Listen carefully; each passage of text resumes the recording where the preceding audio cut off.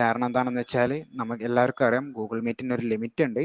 അപ്പോൾ ആ ലിമിറ്റ് ഇന്നലെ എൻഡ് ചെയ്തത് കൊണ്ടായിരുന്നു 100ലേറെ ആൾക്കാർക്കൊക്കെ ജോയിൻ ചെയ്യാൻ പറ്റാതിരുന്നത്. അപ്പോൾ ഇന്നിപ്പോൾ ഒരേ സമയം യൂട്യൂബ് ലൈവ് പോകുന്നുണ്ട്. ആർക്കെങ്കിലും ഗൂഗിൾ മീറ്റിൽ എന്തെങ്കിലും ഇഷ്യൂ ഉണ്ടെങ്കിൽ യൂട്യൂബ് കയറിയാൽ മതി. ഓക്കെ, അപ്പോൾ നിങ്ങളെല്ലാവരെയും കൺസേണിലേക്ക് കിടക്കുന്നത്, നമ്മൾ ഈ ഒരു സെഷൻ സ്റ്റാർട്ട് ചെയ്യുന്നതിന് മുമ്പ് നിങ്ങളെല്ലാവരും നിലവിലുള്ള കൺസേണുകളൊന്ന് ജസ്റ്റ് ഒന്ന് കമൻറ്റ് ബോക്സിൽ ടൈപ്പ് ചെയ്ത് അയക്കണം കേട്ടോ.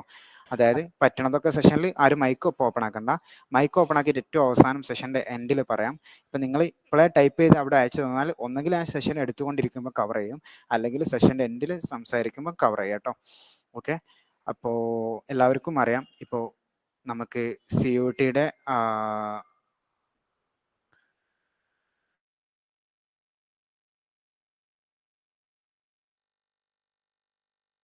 അപ്പോൾ എല്ലാവർക്കും അറിയാം CUT-യുടെ ഡേറ്റ് വന്നിട്ടുണ്ട്. അപ്പോൾ നമ്മളെല്ലാവരും എക്സാം ഹാളിലേക്ക് കടക്കാൻ പോവാണ്. മാർച്ച് 13-നാണ് നമ്മൾ എക്സാം വരുന്നത്. അപ്പോൾ അതുപോലെ തന്നെ ആപ്ലിക്കേഷൻ ഡേറ്റ് എന്ന് പറയുന്നത് ഫെബ്രുവരി 1-നാണ് എൻഡ് ചെയ്യുന്നത്. അപ്പോൾ നിങ്ങളെല്ലാവരും പലരും ആപ്ലിക്കേഷൻ സ്റ്റാർട്ട് ചെയ്ത് തുടങ്ങിയിട്ടുണ്ടാവും. അപ്പോൾ ആപ്ലിക്കേഷൻ കൊടുക്കുന്നത് കൊണ്ടൊന്നും യാതൊരുവിധ പ്രശ്നവുമില്ല. അപ്പോൾ നിങ്ങൾ നിലവിൽ വെബ്സൈറ്റ് നോക്കുമ്പം ഒന്ന് രണ്ട് അപ്ഡേറ്റുകളൊക്കെ വരാനുണ്ടായിരുന്നു. പക്ഷേ ഇപ്പം നിലവിൽ വന്നുകൊണ്ടിരിക്കുന്നുണ്ട്. ബാക്കി എല്ലാ അപ്ഡേറ്റുകളും ഇപ്പോൾ വന്നുകൊണ്ടിരിക്കുന്നുണ്ട്. പക്ഷെ എന്നിരുന്നാലും എല്ലാവർക്കും അപ്ലൈ ചെയ്യാം. പക്ഷെ അതിനു മുമ്പ് എല്ലാവരോടും പറയാനുള്ളത് നമ്മളെ കാറ്റഗറി സർട്ടിഫിക്കറ്റ്, പിന്നെ അതുപോലെ തന്നെ നിങ്ങൾ മറ്റുള്ള ഡോക്യുമെൻ്റ് കാര്യങ്ങളൊക്കെ റെഡിയാക്കാനുള്ളവർ അത് റെഡിയാക്കി വെക്കണം. അപ്പോൾ ഞാൻ എന്തായാലും കുറച്ച് കാര്യങ്ങൾ ഇൻട്രോ ആയിട്ട് CUT-യെ പറ്റി ഒന്ന് പറഞ്ഞു തരാം. അപ്പം നമുക്ക് എല്ലാവർക്കും അറിയാം CUT PG എക്സാം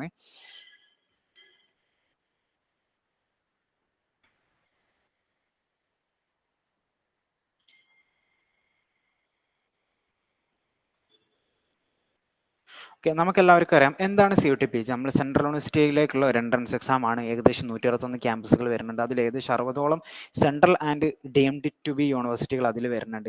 സോ ഇത്രയും ക്യാമ്പസിലേക്ക് നമ്മൾ പഠിക്കാൻ വേണ്ടിയിട്ടാണ് ഈ ഒരു എക്സാം എഴുതുന്നത്. അതിൻ്റെ ഭാഗമായിട്ടാണ് നിങ്ങൾ പെൻലൈൻ അക്കാഡമിയിൽ കോച്ചിങ് എടുത്തിരിക്കുന്നത്. അപ്പോൾ നമ്മൾ ഈ ഒരു എക്സാമുകളിൽ എത്തുന്നതിന് മുമ്പ് നമ്മൾ ആദ്യം അറിയേണ്ടത് എന്ത് ചേഞ്ചാണ് ഈ വർഷം വന്നത്. മേജർ ചേഞ്ച് എന്ന് പറയുന്നത് ഈ വർഷം വന്നത് ഒന്ന് ടൈമാണ്. അപ്പോൾ എല്ലാവർക്കും അറിയാലോ ഈ വർഷം മുതൽ ടെസ്റ്റ് ടൈം എന്ന് പറയുന്നത് 90 മിനിറ്റ് ആയിരിക്കും. പക്ഷേ കഴിഞ്ഞ വർഷം എത്രയായിരുന്നു ടെസ്റ്റ് ടൈം? 105 മിനിറ്റ് ആയിരുന്നു. ഏകദേശം 1.25 മണിക്കൂറുള്ളത് ഇപ്രാവശ്യം അത് 1.5 മണിക്കൂറിലേക്ക് ചുരുങ്ങിയിട്ടുണ്ട്. സോ അപ്പം ഒന്നും കൂടെ കോമ്പറ്റീറ്റീവ് ലെവൽ എന്ന് പറയുന്നത് ഈ എക്സാമിനെ സംബന്ധിച്ചിടത്തോളം ഒന്നും കൂടെ ടൈറ്റായി മാറാണ് ചെയ്യുന്നത്. സോ അങ്ങനെ വലിയൊരു മേജർ ചേഞ്ച് വന്നിട്ടുണ്ട്. പക്ഷെ ബാക്കി വലിയ ചേഞ്ചസ് ഒന്നും വന്നിട്ടില്ല. പിന്നെ നമ്മൾ ഇന്നലെ നോക്കിയപ്പോൾ എല്ലാ സിലബസുകളും നമ്മൾ ഇന്നലെ വെച്ച് നോക്കി. അപ്പോൾ നോക്കുമ്പോൾ ഇംഗ്ലീഷിൽ അഡീഷണൽ ആയിട്ട് 1-2 ടോപ്പിക് ആഡ് ഓൺ ചെയ്തിട്ടുണ്ട്. പിന്നെ കമ്പ്യൂട്ടർ സയൻസിൽ ഉള്ള 1-2 ടോപ്പിക് ഒഴിവാക്കി പുതിയ 1-2 ടോപ്പിക്കുകൾ വന്നിട്ടുണ്ട്. പക്ഷെ ബാക്കിയുള്ള മേജർ ഇപ്പോൾ പൊളിറ്റിക്കൽ സയൻസ്, ഹിസ്റ്ററി, അതുപോലെ തന്നെ സൈക്കോളജി, പിന്നെ മറ്റുള്ള life science, zoology, botany, chemistry, maths, ഇങ്ങനെ ഒരുപാട് സബ്ജക്റ്റുകളുണ്ട്. ഇതൊക്കെ സെയിം സിലബസ് തന്നെയാണ് ഈ വർഷം ഫോളോ ചെയ്യുന്നത്. സോ അതുകൊണ്ട് ആരും ഒന്നും പേടിക്കേണ്ട. മാറിയ സബ്ജക്റ്റുകളിലൊക്കെ നമ്മൾ അഡീഷണൽ ആയിട്ടുള്ള ക്ലാസ്സുകളൊക്കെ ഓൾറെഡി സ്റ്റാർട്ട് ചെയ്തിട്ടുണ്ട്. റെക്കോർഡ് ക്ലാസ്സുകളൊക്കെ ഒരു സൈഡിൽ സ്റ്റാർട്ട് ചെയ്തിട്ടുണ്ട്. അപ്പം നമ്മൾ നിങ്ങളോട് പ്രോമിസ് ചെയ്ത ഒരു സംഗതി, CUT-യുടെ വെബ്സൈറ്റിൽ എന്തെങ്കിലും ചേഞ്ചുകൾ വന്നാൽ, സിലബസിൽ എന്തെങ്കിലും ചേഞ്ചുകൾ വന്നാൽ അത് ഞങ്ങൾ തന്നെ ഡീൽ ചെയ്യുന്നതായിരുന്നു നിങ്ങൾ അഡ്മിഷൻ എടുത്തപ്പം പറഞ്ഞത്. അത് തന്നെയാണ് പറഞ്ഞത്, അത് ഞങ്ങൾ തന്നെ ഡീൽ ചെയ്യും. ഓക്കെ, അപ്പം നിങ്ങൾ നമുക്ക് സപ്പോർട്ട് തരേണ്ടത് നിങ്ങൾ പരമാവധി മോക്ക് ടെസ്റ്റുകളും പ്രാക്ടീസ് ടെസ്റ്റുകളും അറ്റൻഡ് ചെയ്യും. പിന്നെ എല്ലാം അക്കാഡമിൻ്റെ ആപ്പ് യൂസ് ചെയ്യുന്ന ടൈമിംഗ് ഒന്ന് കൂട്ടുകയും ചെയ്യണം. ഡെയിലി ഇപ്പോൾ 1 hour ഒക്കെ യൂസ് ചെയ്തവർ ഇനി അറ്റ്ലീസ്റ്റ് ഒരു 2 hour ആക്കണം. 2 hour യൂസ് ചെയ്തവർ 3 hour ആക്കണം. നമ്മൾ എക്സാമിനോടൊക്കെ അടുത്തുകൊണ്ടിരിക്കുകയാണല്ലോ. അപ്പോൾ എക്സാമിൻ്റെ ഒരു ടൈമും ഈ കാര്യങ്ങൾ കണ്ടിട്ടുണ്ടാവും. ഫെബ്രുവരി 2-നാണ് ഫെബ്രുവരി 1-നാണ് ലാസ്റ്റ് ഡേറ്റ്. അന്ന് 11:50 വരെ ഉണ്ടാവും. പക്ഷേ ഒരു കാര്യം പറയാനുള്ളത്, അറ്റ്ലീസ്റ്റ് ഒരു ജനുവരി 25 ഓർ 22-നുള്ളിലെങ്കിലും നിങ്ങൾ എല്ലാവരും അപ്ലൈ ചെയ്തിരിക്കണം. കാരണം ഏറ്റവും ലാസ്റ്റ് വീക്ക് എന്ന് പറയുന്നത് സെർവർ ഭയങ്കര എററാവും. കാരണം തീരുമാനം എടുക്കാൻ പറ്റാത്ത അവസാന സമയം വരെ കാത്തിരിക്കുന്ന ഒരുപാട് സ്റ്റുഡൻസ് ഉണ്ടാവും. അവരൊക്കെ ഏറ്റവും അവസാനമായിരിക്കും അപ്ലൈ ചെയ്യാൻ വരിക. ആ സമയത്ത് സെർവർ എററാവുകയും നമുക്ക് പിന്നെ പേയ്മെൻറ്റ് ചെയ്യാനോ അല്ലെങ്കിൽ സബ്മിറ്റ് ചെയ്യാനോ പറ്റാത്തൊരു സിറ്റുവേഷൻ വരും. ഫെബ്രുവരി 2 വരെ പേയ്മെൻറ്റ് ചെയ്യാൻ പറ്റും. പക്ഷേ എന്നിരുന്നാലും ഞാൻ ഈ പറഞ്ഞതുപോലെ അറ്റ്ലീസ്റ്റ് ജനുവരി 25-നുള്ളിൽ പേയ്മെൻറ്റും അപ്ലിക്കേഷനും ഒക്കെ ചെയ്ത് കഴിഞ്ഞ് ആ ഒരു ഏരിയയിൽ നിന്ന് നമ്മൾ ഫ്രീ ആയിരിക്കണം. പിന്നെ കറക്ഷൻ ഇൻ പർട്ടിക്കുലർസ് എന്ന് പറയുന്നത്, സപ്പോസ് നിങ്ങൾ അപ്ലൈ ചെയ്യുമ്പോൾ എന്തെങ്കിലും തെറ്റുകളോ മിസ്റ്റേക്കുകൾ വന്നിട്ടുണ്ടെങ്കിൽ അത് എഡിറ്റ് ചെയ്യാനുള്ള ഒരു ടൈമിംഗ് ആണിത്. പക്ഷെ പരമാവധി നിങ്ങൾ തെറ്റുകൾ വരാതിരിക്കാൻ നോക്കുക. അപ്പോൾ ഏറ്റവും എൻ്റെ ഒരു സജഷൻ എന്ന് പറയുന്നത്, നിങ്ങൾ അക്ഷയ അല്ലെങ്കിൽ കമ്പ്യൂട്ടർ സെൻറ്ററിലൊക്കെ പോയി അപ്ലൈ ചെയ്യുന്നതിനേക്കാൾ നിങ്ങൾക്ക് നിങ്ങളെ ലാപ്ടോപ്പോ അല്ലെങ്കിൽ ഫോണോ അല്ലെങ്കിൽ ഫ്രണ്ടിൻ്റെ ഫോണോ അല്ലെങ്കിൽ നിങ്ങളെ കോളേജുകളിലെ ലൈബ്രറികളിലുള്ള ലാപ്പുകളോ ഫോണുകളോ അവിടെ സിസ്റ്റങ്ങളൊക്കെ ഉണ്ടെങ്കിൽ അവിടെ വെച്ച് യൂസ് ചെയ്യുന്നതായിരിക്കും ഏറ്റവും നല്ലത്. അപ്പോൾ ആ ഒരു സിസ്റ്റത്തിൻ്റെ മുമ്പിൽ എത്തുന്നതിന് മുമ്പ് രണ്ട് കാര്യം നിങ്ങൾ ശ്രദ്ധിച്ചാൽ മതി. 3 കാര്യം ശ്രദ്ധിച്ചാൽ മതി. ഒന്ന്, നിങ്ങളെ ഫോട്ടോയും സൈനും രണ്ടും ഡോക്യുമെൻ്റ് നിങ്ങൾ എന്തായിരിക്കണം സ്കാൻഡ് ആയിട്ട് നിങ്ങളെ ഫോണിൽ വെക്കുക. പിന്നെ മറ്റൊരു കാര്യം ചെയ്യാനുള്ളത് എന്താണെന്ന് വെച്ചാൽ, നിങ്ങൾ OBC EWS, SC/ST അല്ലെങ്കിൽ NCC കോട്ട, സ്പോർട്സ് കോട്ട, അല്ലെങ്കിൽ നിങ്ങൾ ആരെങ്കിലും പാരൻസ് ഓർ ഗാർഡിയൻ ഇപ്പോൾ സെൻട്രൽ യൂണിവേഴ്സിറ്റിയിലുള്ള എംപ്ലോയീസ് ആണെങ്കിൽ അവരവിടെ വർക്ക് ചെയ്യുന്നു എന്നതിനുള്ള സർട്ടിഫിക്കറ്റ്, ഇനി അതല്ലെങ്കിൽ നിങ്ങൾക്ക് മറ്റെന്തെങ്കിലും റിസർവേഷൻ ഓർ കാറ്റഗറീസ് ഉണ്ടെങ്കിൽ അതിൻ്റെ സർട്ടിഫിക്കറ്റ് മാത്രം ഡോക്യുമെൻ്റ് ആക്കി വെക്കുക. അങ്ങനെയാണെങ്കിൽ ഈവൻ നിങ്ങൾ ഫോണിൽ നിന്ന് തന്നെ ചെയ്യാൻ പറ്റും. പക്ഷേ ഫോണിൽ നിന്നുള്ളത് നമ്മൾ അത്ര എൻകറേജ് ചെയ്യിപ്പിക്കാത്തത് സപ്പോസ് എന്തെങ്കിലും കാരണം കൊണ്ട് പേയ്മെൻ്റ് ഒക്കെ ഫെയിൽ ആയി പോയാൽ അത് നിങ്ങൾക്കൊരു ബുദ്ധിമുട്ടാവണ്ട എന്ന് കരുതിയിട്ടാണ് ഫോണിൽ നിന്നുള്ളത് ഞങ്ങൾ എൻകറേജ് ചെയ്യാതിരിക്കുന്നത്. പക്ഷേ നിങ്ങൾ ലാപ്ടോപ്പിൽ നിന്നും മറ്റുള്ളതിൽ നിന്നൊക്കെ നിങ്ങൾക്ക് ചെയ്യാൻ പറ്റും കേട്ടോ. ഓക്കെ, അപ്പോൾ ഈ കാര്യങ്ങളാണ് ഇമ്പോർട്ടൻ്റ് ആയിട്ട് പറയാനുള്ളത്. എക്സാമിൻ്റെ ടൈം നിങ്ങൾ ശ്രദ്ധിക്കേണ്ടത് എന്താണെന്ന് വെച്ചാൽ അനൗൺസ്മെൻറ്റ് ഓഫ് സിറ്റി ഇൻഫർമേഷൻ, നിങ്ങൾക്ക് ഏത് സിറ്റിയിലാണ് എക്സാമിനുള്ള, അതായത് നിങ്ങളെ സെൻറ്റർ എവിടെയാണെന്ന് നിങ്ങൾക്ക് മനസ്സിലാവുക മാർച്ച് ഫസ്റ്റ് വീക്കിലായിരിക്കും നിങ്ങൾക്ക് എവിടെയാണ് എക്സാം കിട്ടിയെന്നുള്ളത്. സപ്പോസ് ഇപ്പോൾ എന്നെ സംബന്ധിച്ചിടത്തോളം ഞാൻ കോഴിക്കോടാണ്, ഞാൻ കോഴിക്കോട് സെൻറ്റർ കൊടുത്തിട്ട് ഫസ്റ്റ് സെൻറ്റർ കോഴിക്കോടും സെക്കൻഡ് പ്രിഫറൻസ് ഞാൻ കൊടുത്തത് കണ്ണൂർ അല്ലെങ്കിൽ മലപ്പുറം അല്ലെങ്കിൽ വയനാടാണ് കൊടുത്തത്. കോഴിക്കോടിൻ്റെ അയൽ ജില്ലകൾ അതാണ്. അപ്പം എനിക്ക് ഇവിടെ കിട്ടിയിട്ടില്ലെങ്കിൽ എനിക്ക് ആ ജില്ലയിലാണ് കിട്ടിയത്, എനിക്ക് ഈ കോളേജാണ് അല്ലെങ്കിൽ ഈ സെൻറ്ററാണ് ഇതാണ് എന്നുള്ളതിൻ്റെ കംപ്ലീറ്റ് ഡീറ്റെയിൽസ് വരുന്ന ഡേറ്റ് ആയിരിക്കും മാർച്ച് ഫസ്റ്റ് വീക്ക് എന്ന് പറയുന്നത്. സോ നിങ്ങൾ ആ സമയത്ത് നിങ്ങളെ വെബ്സൈറ്റ് കയറിയിട്ട് നിങ്ങളെ എല്ലാവരോടും പറയാനുള്ളത്, നിങ്ങൾ അപ്ലൈ ചെയ്യുമ്പോൾ ആപ്ലിക്കേഷൻ നമ്പർ, പാസ്വേഡ്, കാര്യങ്ങളൊക്കെ നിങ്ങൾ കറക്റ്റ് എടുത്ത് വെക്കണം. കാരണം എന്തെങ്കിലും ഒന്ന് കയ്യിൽ നിന്ന് മിസ്സായി പോയാൽ ലാസ്റ്റ് ചിലപ്പോൾ നിങ്ങൾക്ക് ബുദ്ധിമുട്ട് നേരിടേണ്ടി വരും. അപ്പം ഈ ഒരു സിറ്റി ഇൻഫർമേഷൻ ആ സമയത്ത് വരും. പിന്നെ അതുപോലെ തന്നെ ഡൗൺലോഡിങ് അഡ്മിറ്റ് കാർഡ്സ്, നമ്മൾ NTA വെബ്സൈറ്റിൽ നിന്ന് അഡ്മിറ്റ് കാർഡ് ഡൗൺലോഡ് ചെയ്യുക 4 days before the actual date of examination. അതായത് ഇത് മനസ്സിലാക്കേണ്ടത്, നിങ്ങൾക്ക് എല്ലാവർക്കും മാർച്ച് 13 മുമ്പ്, അതായത് മാർച്ച് 9 മാർച്ച് 13 ഒരു എക്സാം ഉള്ള കുട്ടിക്ക് മാർച്ച് 9 വരിക. പക്ഷെ അതേസമയം ഒരു കുട്ടിൻ്റെ എക്സാം മാർച്ച് 31 അങ്ങനെയാണെങ്കിൽ ആ കുട്ടിയുടെ ഫോം വരിക മാർച്ച് 27 അതായത് നിങ്ങളെ കറക്റ്റ് എക്സാം ഡേറ്റ് എന്നാണോ അതിൻ്റെ തൊട്ടുമ്പാണ് വരിക. പിന്നെ ഒരു കുട്ടി 2 പേപ്പർ എഴുതുന്നുണ്ട്. അപ്പം അങ്ങനെ എഴുതുന്നുണ്ടെങ്കിൽ ഒരു കുട്ടിക്ക് മാർച്ച് 13 ഒരു പേപ്പർ ഉള്ളത്, മറ്റേ പേപ്പർ ഉള്ളത് മാർച്ച് 31 അങ്ങനെയാണെങ്കിൽ അവർക്ക് മാർച്ച് 13 സെന്റർ മാത്രമേ ആദ്യം ഡൗൺലോഡ് ചെയ്യുമ്പോൾ കാണിക്കൂ. രണ്ടാമത് പിന്നീട് ഡൗൺലോഡ് ചെയ്യുമ്പോഴാണ് രണ്ടാമത്തെ സെന്റർ കാണിക്കുള്ളൂ. ആ കാര്യം നിങ്ങൾ മസ്റ്റായിട്ടും ശ്രദ്ധിക്കേണ്ടതുണ്ട്. പിന്നെ അതുപോലെ തന്നെ display of recorded response and answer keys. അപ്പം നമ്മളെല്ലാവരും മിസ് ചെയ്യുന്ന ഒരു കാര്യം അതാണ്. അതായത് CUT എക്സാം കഴിഞ്ഞാൽ പിന്നെ റിസൾട്ട് വരുന്നത് വരെ കാത്തിരിക്കും. പക്ഷെ അതിൻ്റെ മുമ്പ് തന്നെ എനിക്ക് CUTൽ എത്ര മാർക്ക് കിട്ടിയിട്ടുണ്ട്, എന്താണ്, അതായത് ഞാൻ അറ്റൻഡ് ചെയ്ത്, അതായത് നിങ്ങൾക്ക് നിങ്ങളെ റെസ്പോൺസ് ഷീറ്റ് കിട്ടും. ആ റെസ്പോൺസ് ഷീറ്റ് ഡൗൺലോഡ് ചെയ്ത് വെച്ചിട്ട് ആൻസർ കീസും ഡൗൺലോഡ് ചെയ്തിട്ട് നിങ്ങൾ നോക്കുക നിങ്ങൾക്ക് എത്ര മാർക്ക് ഉണ്ട് എന്നുള്ളത്. എന്നിട്ട് അതിന്റെ കട്ട് ഓഫും കാര്യങ്ങളൊക്കെ നോക്കിയിട്ട് നിങ്ങൾക്ക് ഏതൊക്കെ യൂണിവേഴ്സിറ്റി അപ്ലൈ ചെയ്യാൻ പറ്റും എന്നുള്ളതിൻ്റെ ഒരു ലിസ്റ്റ് ആദ്യം തന്നെ ചെയ്യാൻ പറ്റും. അതായത് ഈ ഒരു ആൻസർ കീ വന്നിട്ട് പിന്നെ ഏകദേശം ഒരു 20 days ഓർ 15 days കഴിഞ്ഞിട്ട് ആക്ച്വൽ റിസൾട്ട് വരുള്ളൂ. അതിനുള്ളിൽ നിങ്ങൾക്ക് തീരുമാനമെടുക്കാൻ പറ്റുന്ന വലിയൊരു സമയമാണ് എന്ത് എന്ന് പറയുന്നത്, ഈ ഒരു ആൻസർ കീ ആൻഡ് നിങ്ങളെ റെസ്പോൺസ് വരുന്ന സമയം എന്ന് പറയുന്നത്. ഓക്കെ, അപ്പോൾ ഇത്രയും കാര്യങ്ങളാണ് ഇതിൽ പറയാനുള്ളത്. പിന്നെ വെബ്സൈറ്റ്, പുതിയ വെബ്സൈറ്റ് ആണ്. അപ്പോൾ കഴിഞ്ഞ വർഷത്തെ വെബ്സൈറ്റ് നിങ്ങൾക്ക് എല്ലാവർക്കും അറിയാലോ, ഈ വെബ്സൈറ്റ് ആയിരുന്നു കഴിഞ്ഞ വർഷത്തെ നമ്മളെ വെബ്സൈറ്റ്, 2024 വെബ്സൈറ്റ്. പക്ഷേ ഈ വർഷത്തെ പുതിയ വെബ്സൈറ്റ് എന്ന് പറയുന്നത് ഇതാണ്. നിങ്ങൾ ഈ വർഷത്തെ പുതിയ വെബ്സൈറ്റ്, CUT PGയുടെ പുതിയ വെബ്സൈറ്റ് ഇതാണ്. അതായത് CUT PG മാത്രമല്ല, ഇതിലിപ്പോൾ ആൾ ഇന്ത്യ എക്സാം വരുന്നുണ്ട്, UGC CSIR എക്സാം വരുന്നുണ്ട്. അതായത് NTA മുഴുവൻ എക്സാമിനേഷൻ്റെ, അതായത് ഏത് എക്സാം NTA അണ്ടറിൽ വരികയാണെങ്കിലും അതിനുള്ള എന്താ പറയുക, ഒറ്റ ക്ലിക്കിൽ എല്ലാ എക്സാമിലേക്കും പോകാൻ പറ്റുന്ന ഒരു വിൻഡോ ആണിത്. exams.nta.ac.in എന്ന് പറയുന്നത്.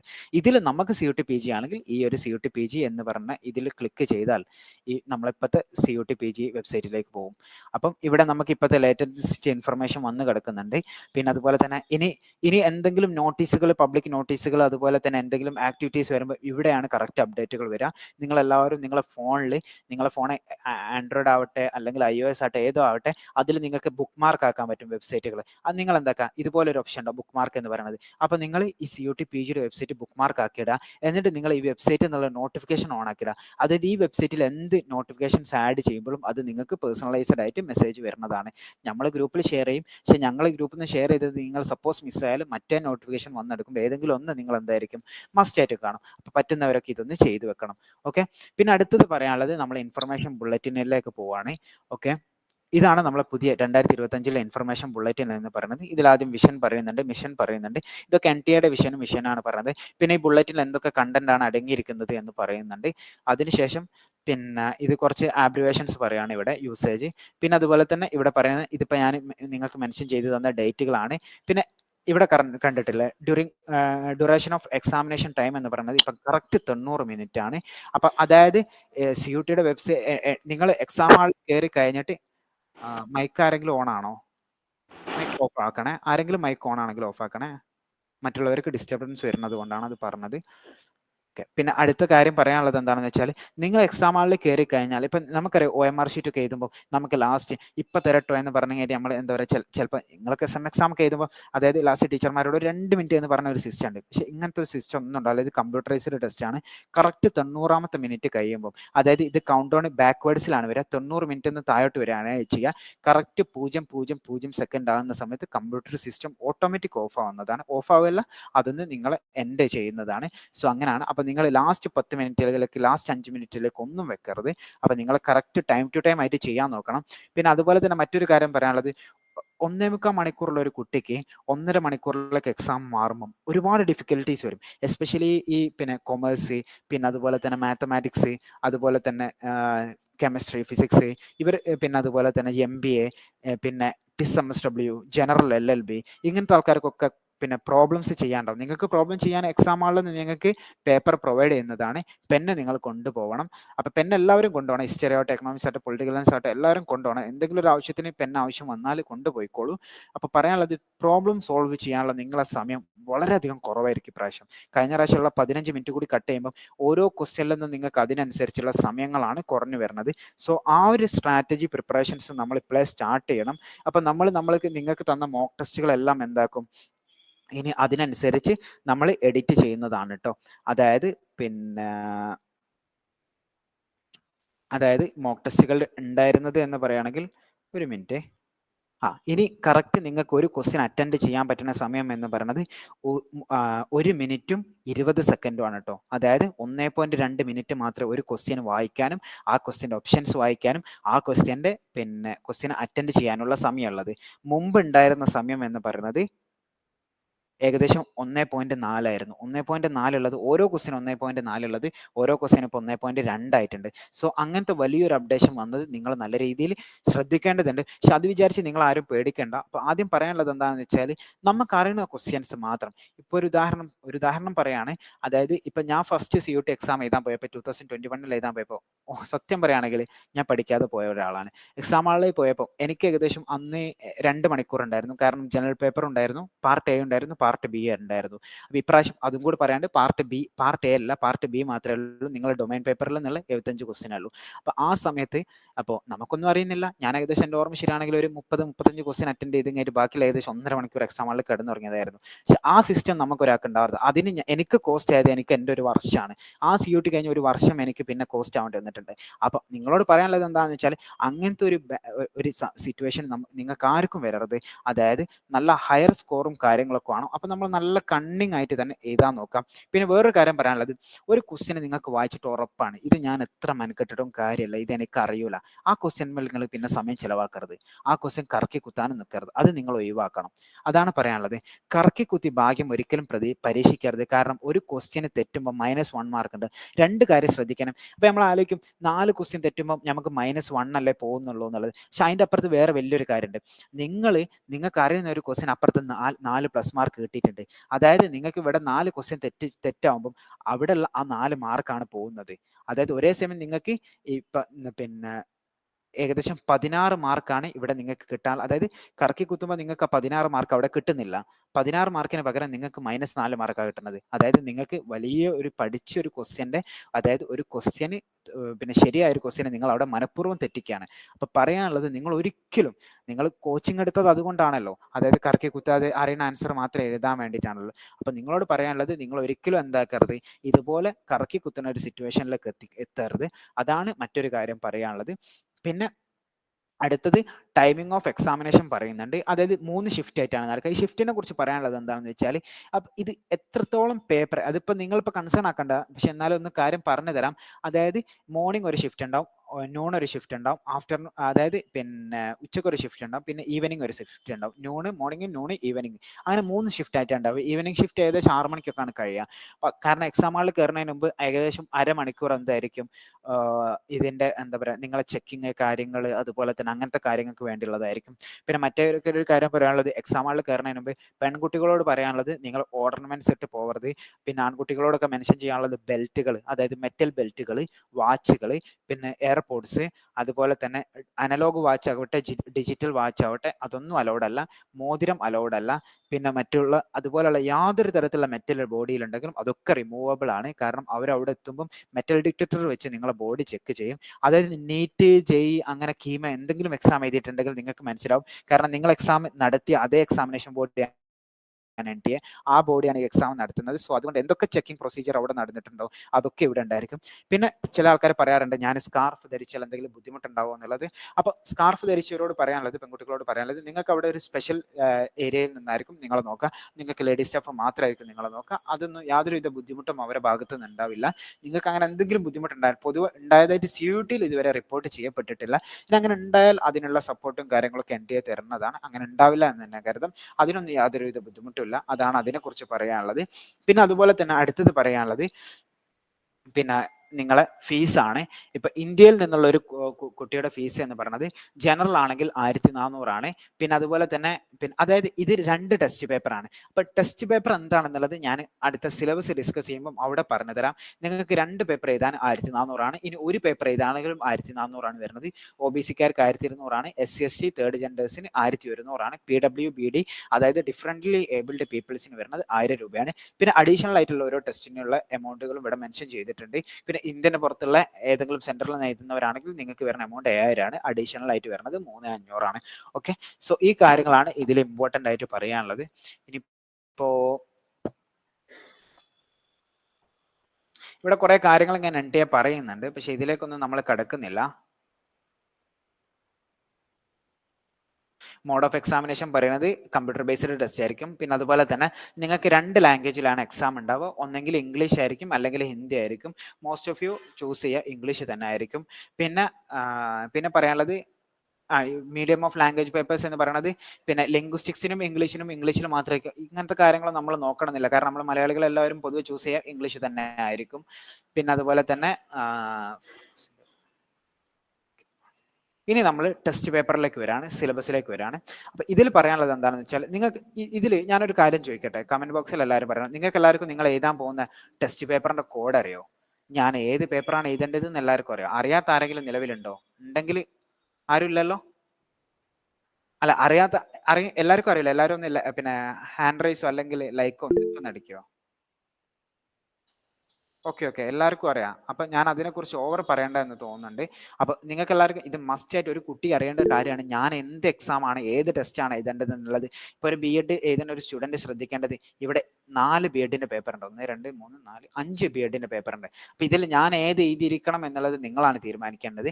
അപ്പൊ ഓരോ പേപ്പറും നമ്മൾ എഴുതുമ്പോൾ അതുമായിട്ട് റിലേറ്റ് ആയിട്ട് ഒരുപാട് പേപ്പർ ഉണ്ടാവും. ഇപ്പൊ ഒരു ഉദാഹരണം പറയുകയാണെങ്കിൽ ഈ ലൈബ്രറി ഇൻഫർമേഷൻ സയൻസ് എന്ന് പറയുന്നത് COQP 13 ആണ്. പക്ഷേ COQP 11 എഴുതാലും ലൈബ്രറി ഇൻഫർമേഷൻ സയൻസിൽ അഡ്മിഷൻ കിട്ടും. COQP 12 എഴുതിയാലും കിട്ടും, 13 എഴുതിയാലും കിട്ടും. അപ്പൊ നമ്മൾ അത് അറിയില്ല. അപ്പൊ അങ്ങനത്തെ കാര്യങ്ങളൊക്കെ നമ്മൾ മസ്റ്റ് ആയിട്ട് അറിഞ്ഞിരിക്കണം. പിന്നെ മറ്റൊരു കാര്യം പറയാനുള്ളത് എന്താണെന്ന് വെച്ചാൽ, ഇപ്പോൾ MSW വലിയൊരു അപ്ഡേഷൻ വന്നിട്ടുണ്ട്.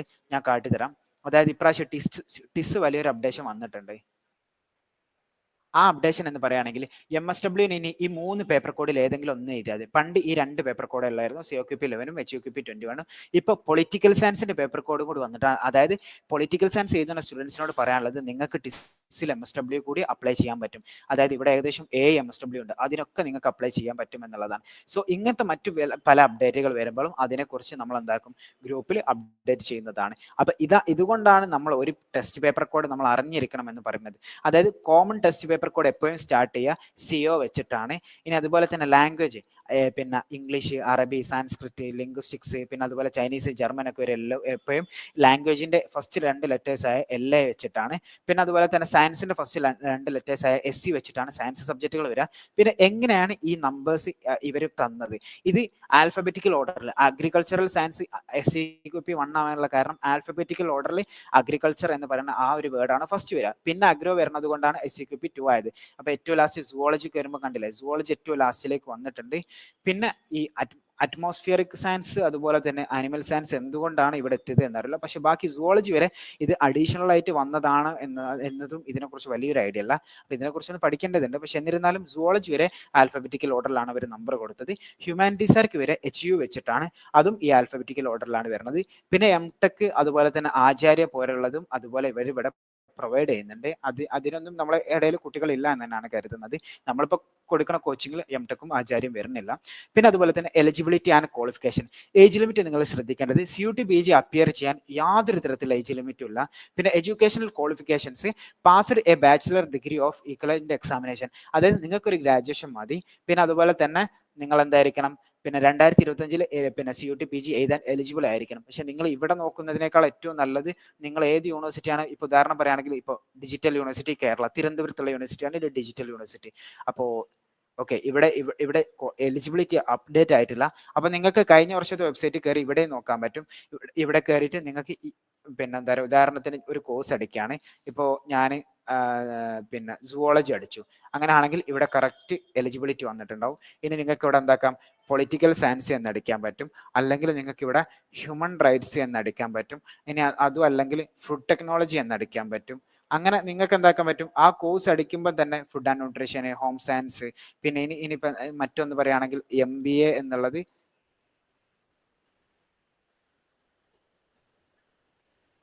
അതുപോലെ തന്നെ MBA വരുന്നുണ്ട്. ഓക്കെ, MBA വരുന്നുണ്ട്. പിന്നെ അതുപോലെ തന്നെ LLB, ഇങ്ങനത്തെ കാര്യങ്ങളൊക്കെ നിങ്ങൾ ഇവിടെ കറക്റ്റ് സെർച്ച് ചെയ്താൽ തന്നെ നിങ്ങൾക്ക് ഈ കാര്യങ്ങൾ കിട്ടും. ഇപ്പൊ കണ്ടില്ല, LLB ഇവിടെ ആകെ 2 യൂണിവേഴ്സിറ്റിയെ വരുന്നുള്ളൂ, പക്ഷേ ഡൽഹി യൂണിവേഴ്സിറ്റി ഒന്നും വന്നിട്ടില്ല. അപ്പൊ ചില സമയത്ത് നമ്മൾ അതിനനുസരിച്ച് എന്തെങ്കിലുമൊക്കെ ചേഞ്ചുകൾ ഇവിടെ വരുത്തി കൊടുക്കേണ്ടി വരും. പിന്നെ ലോ എന്ന് അടിച്ചു കൊടുക്കേണ്ടി വരും. ഇപ്പൊ ലോ അടിച്ചപ്പോൾ ഒരുപാട് യൂണിവേഴ്സിറ്റി വന്നു. ഇപ്പൊ LLB അടിച്ചപ്പോൾ അധികം യൂണിവേഴ്സിറ്റി വന്നിട്ടില്ല. ഓക്കെ, ലോ അടിച്ചപ്പോൾ ഇത്ര യൂണിവേഴ്സിറ്റി വന്നിട്ടുണ്ട്. അപ്പൊ നമ്മൾ എന്താക്കണം, അങ്ങനത്തെ കാര്യങ്ങളൊക്കെ അതിൻ്റെതായ രീതിയിൽ എടുക്കണം. ഞാൻ എന്താക്കിയിട്ടുണ്ട്, ഈ 2 വെബ്സൈറ്റിന്റെ ലിങ്കുകളും കമന്റ് ബോക്സിൽ ഷെയർ ചെയ്തുതരാം.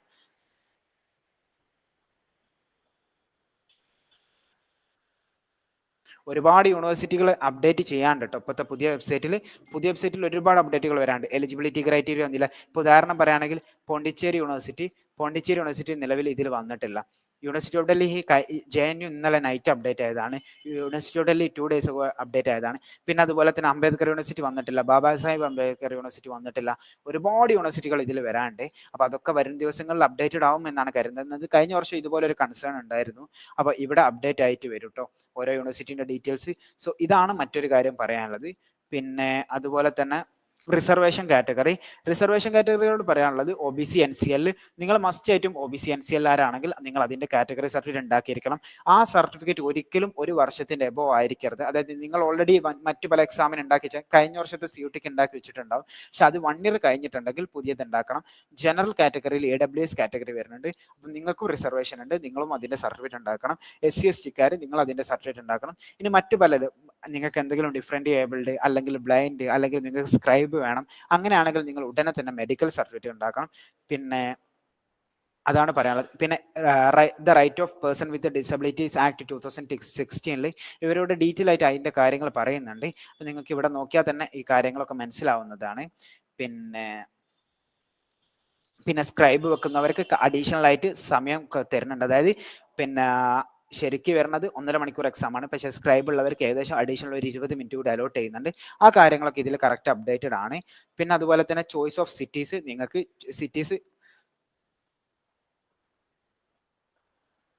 നിങ്ങൾക്ക് ടോട്ടൽ 4 സിറ്റീസ് ചോയ്സ് കൊടുക്കാൻ പറ്റും. അതായത് നിങ്ങളെ permanent address or present address രണ്ടിൽ ഏത് സിറ്റിയും കൊടുത്തു കഴിഞ്ഞാൽ നിങ്ങൾ പിന്നെ 4 ചോയ്സ് വരെ ചൂസ് ചെയ്യാൻ പറ്റുന്നതാണ്. അഡ്മിറ്റ് കാർഡിന്റെ ഡീറ്റെയിൽസ് വരുന്നുണ്ട്. അത് നമ്മൾ ഇപ്പം നോക്കണ്ട, അത് നമ്മൾ എക്സാമിനോട് അടുക്കുമ്പം അതിനെക്കുറിച്ച് ഡീറ്റെയിൽ ആയിട്ട് പറഞ്ഞു തരുന്നതാണ്. ഈ ഷിഫ്റ്റിൻ്റെതൊക്കെ ഇനി അപ്ഡേറ്റ് ചെയ്യുക. അപ്പം നമുക്കതും പിന്നെ നോക്കാം. പിന്നെ അതുപോലെ തന്നെ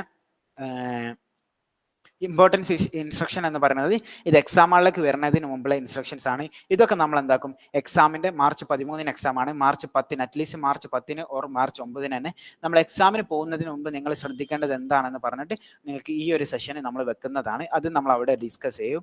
പിന്നെ അതുപോലെ തന്നെ ഈ എക്സാമിനേഷൻ റൂൾസ് ഒക്കെ നമ്മൾ അവിടെ ഡിസ്കസ് ചെയ്യുന്നതാണ്. പിന്നെ ഡിസ്പ്ലേ ഓഫ് ആൻസർ കീ അതും നമ്മളിപ്പോൾ നോക്കണം. അത് CUT എക്സാം PG എക്സാം കഴിഞ്ഞിട്ട് നോക്കിയാൽ മതി. ഇവിടെ ഇവർ കുറച്ച് ഡെമോ മോഡൽസ് കൊടുത്തിട്ടുണ്ട്, പക്ഷെ നിങ്ങൾ ഇതൊന്നും ഡൗൺലോഡ് ചെയ്യണമെന്നില്ല. നിങ്ങൾ ഡയറക്റ്റ് അക്ഷയ പോയിട്ട് സർട്ടിഫിക്കറ്റുകൾ ഉണ്ടാക്കി എടുത്താൽ മതി. ഓക്കെ, നമ്മൾ ഇനി എങ്ങനെ അപ്ലൈ ചെയ്യാം എന്നുള്ളതാണ് പോകുന്നത്. ഇനി ടെസ്റ്റ് സിറ്റീസ് ഇന്ത്യയിൽ എവിടെയൊക്കെ ടെസ്റ്റ് സിറ്റീസ് ഉണ്ട് എന്നുള്ളതാണ് ഇതിൽ വരുന്നത്. ഇപ്പം നമ്മൾ കേരളത്തിലെ ടെസ്റ്റ് സിറ്റീസ് കാണിച്ചു തരാം. ഇപ്പം ഈ കേരളത്തിൽ 17 ടെസ്റ്റ് സിറ്റീസ് ആണ് ഇപ്പോൾ ടോട്ടൽ ഉള്ളത്. അപ്പം ഇതൊക്കെയാണ് ടെസ്റ്റ് സിറ്റീസ് കേരളത്തിൽ വരുന്നത് കേട്ടോ. ആലപ്പുഴ, ചെങ്ങന്നൂർ, എറണാകുളം, ഇടുക്കി, കണ്ണൂർ, കാസർഗോഡ്, കൊല്ലം, കോട്ടയം, കോഴിക്കോട്, മലപ്പുറം, മൂവാറ്റുപുഴ, പാലക്കാട്, പത്തനംതിട്ട, പയ്യന്നൂർ, തിരുവനന്തപുരം, തൃശ്ശൂർ, വയനാട്. സോ ഇത്രയും സെന്റേഴ്സ് വരുന്നുണ്ട്. സോ നിങ്ങൾക്ക് ഇതിൽ ഏതൊക്കെ സെന്റർ 4 ടെസ്റ്റ് സെന്റേഴ്സ് ചൂസ് ചെയ്യാൻ പറ്റും. 4 അടുത്തുള്ള 4 ചൂസ് ചെയ്യുക.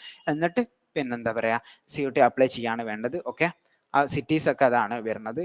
പിന്നെ ഇനി ഇന്ത്യൻ്റെ പുറത്ത് ആരെങ്കിലും ഉണ്ടെങ്കിൽ ബഹ്റൈനിലുള്ളവർക്ക് നിങ്ങൾക്ക് അവിടെ സെന്റർ ഉണ്ട്. Sri Lanka, Qatar, UAE, Nepal, Oman, Saudi Arabia, UAE, Singapore, അങ്ങനെ ഒരുപാട് ആൾക്കാർ ഇപ്പം നമ്മളെ സ്റ്റുഡൻസ് തന്നെ അബ്രോഡ് ഉള്ളവരുണ്ട്. അപ്പോൾ നിങ്ങൾക്കൊക്കെ ഇതിൽ നിങ്ങൾ അടുത്തുള്ള സെന്റേഴ്സ് ഏതാണോ അത് കൊടുത്തിട്ട് അപ്ലൈ ചെയ്യുക കേട്ടോ. പിന്നെ ഇവിടെ കുറച്ച് പേയ്മെന്റിന്റെ ഡീറ്റെയിൽസ് പറയുന്നുണ്ട്. അത് പേയ്മെന്റിൻ്റെത് നമ്മൾ പേയ്മെന്റിന്റെ ഏരിയ എത്തുമ്പോൾ പറഞ്ഞു തരാം. ഓക്കെ,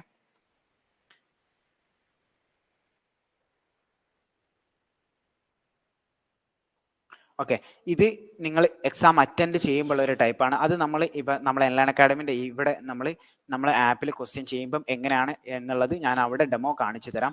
അതും ഞാൻ അവിടെ തന്നെ ഡിസ്കസ് ചെയ്തു തരാം. ഇനി അടുത്തത് എങ്ങനെ അപ്ലൈ ചെയ്യണം എന്നുള്ളതാണ്. ഇവിടെയാണ് നിങ്ങൾ ശ്രദ്ധിക്കേണ്ടത്. അപ്പം നിങ്ങൾ ആദ്യം ഓപ്പൺ ചെയ്യേണ്ടത് ഈ വെബ്സൈറ്റിൽ കയറിയിട്ട് ഹോം പോവുക. എന്നിട്ട് നിങ്ങൾ ചെയ്യേണ്ടത് എന്താണെന്ന് വെച്ചാൽ CUT PG ഫസ്റ്റ് അപ്ലൈ ചെയ്യാണ് വേണ്ടത്.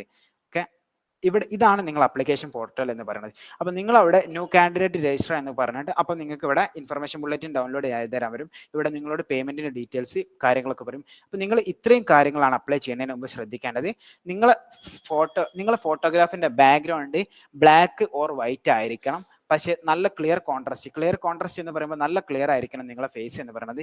പിന്നെ അതുപോലെ തന്നെ നിങ്ങളെ സിഗ്നേച്ചർ, അതായത് പിന്നെ JPG ഫോട്ടോ ആവട്ടെ അതല്ലെങ്കിൽ സൈൻ ആവട്ടെ, രണ്ടും JPG ഓർ JPEG ഫോർമാറ്റിലായിരിക്കണം. ഫോട്ടോഗ്രാഫിന്റെ സൈസ് എന്ന് പറയുന്നത് 10 KB 200 KB ഇടയിലായിരിക്കണം. പിന്നെ അതുപോലെ തന്നെ സൈൻ്റെത് എന്ന് പറയുന്നത് 4 KB 30 KB ഇടയിലായിരിക്കണം.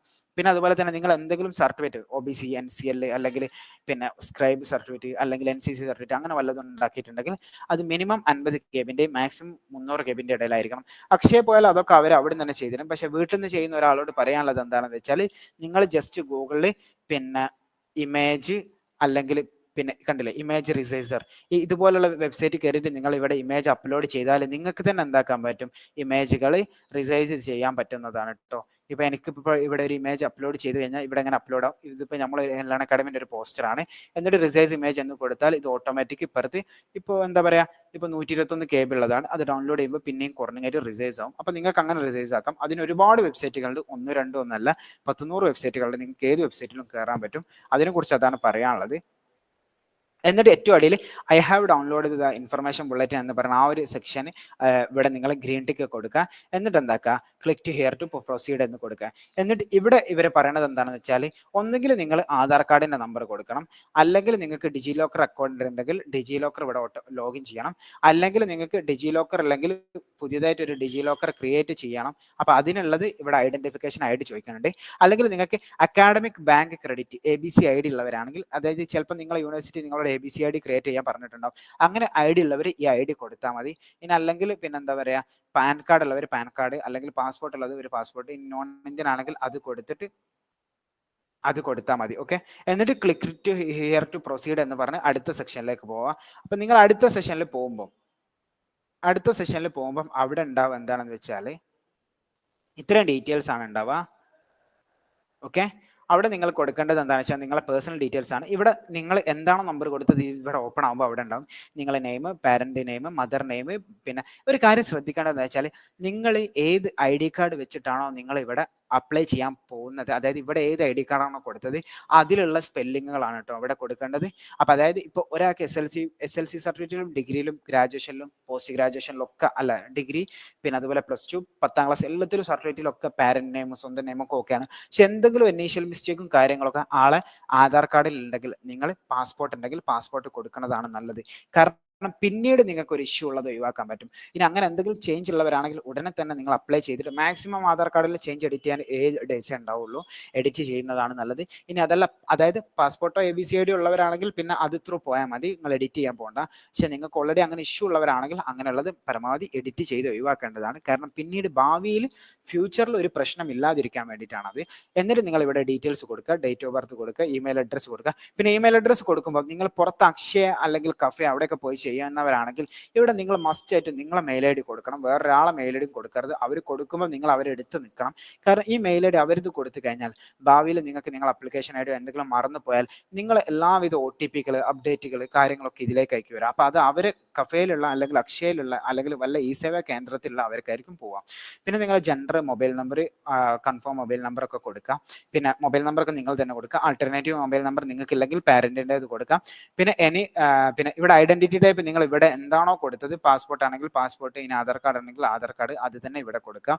അത്ര കാര്യങ്ങളാണ് അവിടെ ശ്രദ്ധിക്കേണ്ടത്. പിന്നെ അഡ്രസ്സ് ആണ്, നിങ്ങൾ അഡ്രസ്സ് കറക്റ്റ് അഡ്രസ്സ് കൊടുക്കുക. പിന്നെ വേറൊരു കാര്യം ശ്രദ്ധിക്കാനുള്ളത് പ്രസന്റ് അഡ്രസ്സും പെർമനന്റ് അഡ്രസ്സും. ഇപ്പോൾ ഒരു സ്റ്റുഡന്റ്, ഇപ്പോൾ നിങ്ങളിൽ ഒരാൾ ഇപ്പോൾ ഡൽഹിയിലാണ് പഠിക്കുന്നത്, ഇപ്പം നാട്ടിലേക്ക് വരാൻ പറ്റൂല, എക്സാം എഴുതുന്ന സമയത്ത് നിങ്ങൾ ഡൽഹിയിലായിരിക്കും ഉണ്ടാവുക എന്നാണ് നിങ്ങൾക്ക് തോന്നുന്നത്. അങ്ങനെയാണെങ്കിൽ നിങ്ങൾ പ്രസന്റ് അഡ്രസ്സ് കൊടുക്കേണ്ടത് ഡൽഹിയാണ്, പെർമനന്റ് അഡ്രസ്സ് കൊടുക്കേണ്ടത് നിങ്ങൾ Aadhaar card or voters ID card അതിലുള്ള അഡ്രസ്സാണ് കൊടുക്കേണ്ടത്. പക്ഷെ ഒരു സ്റ്റുഡന്റിനെ സംബന്ധിച്ചിടത്തോളം ഇപ്പോൾ ഒരു കുട്ടി കോഴിക്കോടാണ് ആളെ വീട്, ആൾ പഠിക്കുന്നത് തിരുവനന്തപുരത്താണ്, അല്ലെങ്കിൽ ഒരു കുട്ടിൻ്റെ വീട് എറണാകുളത്താണ്, ആൾ പഠിക്കുന്നത് കണ്ണൂരാണ്. അപ്പം അങ്ങനെയൊക്കെയുള്ള ഒരു സിറ്റുവേഷൻസ് ആണെങ്കിൽ നിങ്ങൾ എക്സാം വീട്ടിൽ നിന്ന് പോയി എഴുതല്ല, അങ്ങനെയല്ല ഉദ്ദേശിക്കുന്നത്. ക്യാമ്പസിൽ നിന്ന് പോയി എഴുതുകയാണെങ്കിൽ പ്രസന്റ് അഡ്രസ്സ് എന്ന് പറഞ്ഞാൽ നിങ്ങളെ ലോക്കൽ അഡ്രസ്സ്, അതായത് ഇപ്പം താമസിക്കുന്ന ഏരിയയുടെ അഡ്രസ്സ് ആണ് കൊടുക്കേണ്ടത്. പെർമനന്റ് അഡ്രസ്സ് എന്ന് പറഞ്ഞാൽ അത് കൊടുക്കണം. പിന്നെ ഇനി അതല്ല ഡെയിലി സ്കോളേഴ്സ് ആണെങ്കിൽ നിങ്ങളെ നിലവിൽ അഡ്രസ്സ് തന്നെ പ്രസന്റും പെർമനന്റും സെയിം അഡ്രസ്സ് കൊടുത്താൽ മതി. പിന്നെ അതുപോലെ തന്നെ ഇവിടെ നിങ്ങളൊരു പാസ്വേഡ് ഉണ്ടാക്കണം. പാസ്വേഡൊക്കെ ഏറ്റവും നല്ലത് ഒരു സിമ്പിൾ പാസ്വേഡ് ഉണ്ടാക്കില്ല, ഐ മീൻ നിങ്ങൾക്ക് ഓർമ്മ ഉണ്ടാകുന്ന, അതായത് നിങ്ങളെ പിന്നെ എന്താണോ നിങ്ങൾക്ക് ഓർമ്മ ഉണ്ടാകുന്നത് അത് വെച്ച് കൊടുക്കുന്നതാണ് നല്ലത്. ഞാൻ പറഞ്ഞത് 1 2 3 4 എന്നല്ല, നിങ്ങളെ പേര്, മൊബൈൽ നമ്പർ അല്ലെങ്കിൽ ഡേറ്റ് ഓഫ് ബർത്ത് ഒക്കെ വെച്ചിട്ട് അതിൻ്റെ ഒരു കോമ്പിനേഷൻ ആയിട്ടുള്ള ഒരു പാസ്വേഡ് ഒക്കെ കൊടുക്കാം. പിന്നെ സെക്യൂരിറ്റി ക്വസ്റ്റ്യൻസ് എന്താണോ ഇവിടെ നിങ്ങൾക്ക് താല്പര്യമുള്ള ഒരു സെക്യൂരിറ്റി ക്വസ്റ്റ്യൻസ് കൊടുത്തിട്ട് അതിൻ്റെ ആൻസർ ഇവിടെ കൊടുക്കുക. എന്നിട്ട് ഇവിടെ നിങ്ങൾ പിന്നെ പിന്ന് കൊടുത്തിട്ട്, ഈ പിന്ന് ഇവിടെ തന്നെ ഉണ്ടാവും, ഈ പിന്ന് ജസ്റ്റ് ഇവിടെ പിന്നെ കൊടുത്തിട്ട് സബ്മിറ്റ് ചെയ്യുക. എന്നിട്ട് അടുത്ത സെക്ഷനിലേക്ക് പോകും. അടുത്ത സെക്ഷൻ എന്ന് പറഞ്ഞാൽ നിങ്ങൾ ഇവിടെ കൊടുത്ത ഡാറ്റകളൊക്കെ ചെക്ക് ചെയ്യാൻ വേണ്ടിയിട്ടാണ്. അപ്പം നിങ്ങൾ ഇവിടെ ചെക്ക് ചെയ്യുമ്പോൾ നിങ്ങൾ ആധാർ കാർഡ്, ID കാർഡ് അല്ലെങ്കിൽ SSLC സർട്ടിഫിക്കറ്റ് അങ്ങനത്തെ എന്തെങ്കിലും വെച്ചിട്ട് കറക്റ്റ് ഡാറ്റകൾ കൊടുത്തത് ശരിയല്ലേ നോക്കുക. ആദ്യം കാൻഡിഡേറ്റ് നെയിം ശരിയല്ലേ നോക്കുക, എന്നിട്ട് ഇവിടെ ടിക്കിടുക. എന്നിട്ട് ഫാദർ നെയിം ശരിയല്ലേ നോക്കുക, ഇവിടെ ടിക്കിടുക. എന്നിട്ട് മദർ നെയിം ഇവിടെ ശരിയല്ലേ നോക്കുക, എന്നിട്ട് ഇവിടെ ടിക്കിടുക. അത് കഴിഞ്ഞിട്ട് ജെൻഡർ കൊടുത്തത് ഓക്കെ അല്ലെന്ന് നോക്കുക, അത് ടിക്കിടുക. പിന്നെ അതുപോലെ തന്നെ ഡേറ്റ് ഓഫ് ബർത്ത് ഇതൊക്കെ കൊടുത്തതിന് ശേഷം എന്നിട്ട് ഡിക്ലറേഷൻ ഫോം എന്താക്കാം, ഐ അഗ്രി എന്ന് കൊടുത്തിട്ട് സബ്മിറ്റ് ആൻഡ് സെൻഡ് OTP കൊടുക്കുക. അപ്പം നിങ്ങളെ മെയിലിലേക്ക്, നിങ്ങൾ രജിസ്റ്റർ ചെയ്ത മെയിലിലേക്ക് ഒരു OTP വരും. ആ OTP വന്നിട്ട് അതിവിടെ കൊടുത്തിട്ട് അത് വെരിഫൈ ചെയ്യുക. ഓക്കെ, എന്നിട്ട് പിന്നെ അടുത്ത സെക്ഷനിലേക്ക് പോകും. അപ്പൊ ഈ സെക്ഷനിൽ എന്ന് പറഞ്ഞാൽ പിന്നെ എന്താ പറയാ, നിങ്ങളെ മെയിൽ ID അതായത് ഇതോടുകൂടി നിങ്ങൾ അപ്ലിക്കേഷൻ കംപ്ലീറ്റഡ് ആയി. അപ്പം നിങ്ങളെ മെയിൽ ID നിങ്ങൾ അപ്ലിക്കേഷൻ നമ്പർ, ഡീറ്റെയിൽസ് കാര്യങ്ങൾ വരും. എന്നിട്ട് നിങ്ങൾ അപ്ലിക്കേഷൻ നമ്പർ കൊടുത്തിട്ട്, അതായത് ഇവിടെ അപ്പം നിങ്ങൾ എത്തിപ്പിള്ളാരോ അതൊക്കെ കൊടുത്തു കഴിഞ്ഞാൽ പിന്നെ തിരിച്ച് ഇവിടേക്ക് എത്തും. അപ്പം ഇവിടേക്ക് എത്തുമ്പം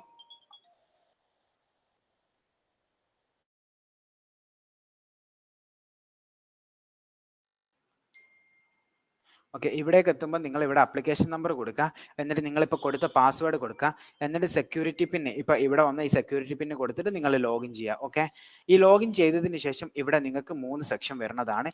ഒന്ന് രജിസ്ട്രേഷൻ, പിന്നെ ഒന്ന് അപ്ലിക്കേഷൻ ഫോം, ഫീ പേയ്മെൻറ്റ്. അപ്പോൾ ഈ രജിസ്ട്രേഷൻ എന്ന് പറയുന്ന ഏരിയ കംപ്ലീറ്റ് ആയിട്ടുണ്ടാവും. ഇനിയിപ്പോൾ നമ്മൾ ചെയ്യേണ്ട അടുത്ത സെക്ഷൻ എന്ന് പറയുന്നത് ആപ്ലിക്കേഷൻ ഫോം ആണ്. ഓക്കെ, അപ്പൊ ഇനി നമ്മൾ അപ്ലൈ ചെയ്യാൻ പോവാണ്. അപ്പൊ നമ്മൾ ഇവിടെ കൊടുക്കേണ്ടത് ഇപ്പൊ ഓൾറെഡി കൊടുത്ത present address and permanent address ഒന്നും കൂടി വെരിഫൈ ചെയ്യാൻ വരും. അത് വെരിഫൈ ചെയ്തിട്ട് അടുത്ത സെക്ഷനിലേക്ക് പോവാം. എന്നിട്ട് ഇവിടെ നിങ്ങൾ ഓൾറെഡി കൊടുത്ത തന്നെയാണ്, ഇത് നിങ്ങൾ അപ്ലൈ ചെയ്യുമ്പോൾ കൊടുത്തതാണ്. പക്ഷെ ഇവിടെ അഡീഷണൽ ആയിട്ട് വരിക എന്താണെന്ന് വെച്ചാൽ നിങ്ങളെ കാറ്റഗറി കൊടുത്തിട്ടുണ്ടാവില്ല. അപ്പൊ കാറ്റഗറി ഇവിടെ കൊടുക്കുക, അതൊന്നും കൂടി കൺഫേം ചെയ്യേണ്ടി വരും ഇവിടെ. എന്നിട്ട് കാറ്റഗറി നിങ്ങൾക്ക് പിന്നെ ഒരു കാര്യം പറയാനുള്ളത്, പിന്നെ കാറ്റഗറി കൊടുക്കുന്നതിന് മുമ്പ് നിങ്ങളെ കയ്യിൽ ആ സർട്ടിഫിക്കറ്റ് വേണം. സർട്ടിഫിക്കറ്റ് നമ്പർ ഇവിടെ കൊടുക്കേണ്ടത് നിർബന്ധമാണ്. ജനറൽ കാറ്റഗറിക്കാരാണെങ്കിൽ അവിടെ ജനറൽ കൊടുത്താൽ പിന്നെ നിങ്ങളൊന്നും കൊടുക്കേണ്ട. പക്ഷെ മറ്റു കാറ്റഗറിക്കാർ മസ്റ്റ് ആയിട്ടും സർട്ടിഫിക്കറ്റ് നമ്പർ അവിടെ കൊടുക്കണം. പിന്നെ നിങ്ങൾക്ക് ഏത് അതോറിറ്റിയാണ്, തഹസിൽദാറാണ് അല്ലെങ്കിൽ പിന്നെ താലൂക്ക് എന്നാണ് തന്നെങ്കിൽ ആ ഒരു അതോറിറ്റിയുടെ നെയിം ഇവിടെ കൊടുക്കാം. എന്നിട്ട് കാറ്റഗറി സർട്ടിഫിക്കറ്റ് എന്നാണോ ഇഷ്യൂ ചെയ്തത് ആ ഡേറ്റ് ഇവിടെ കൊടുക്കാം.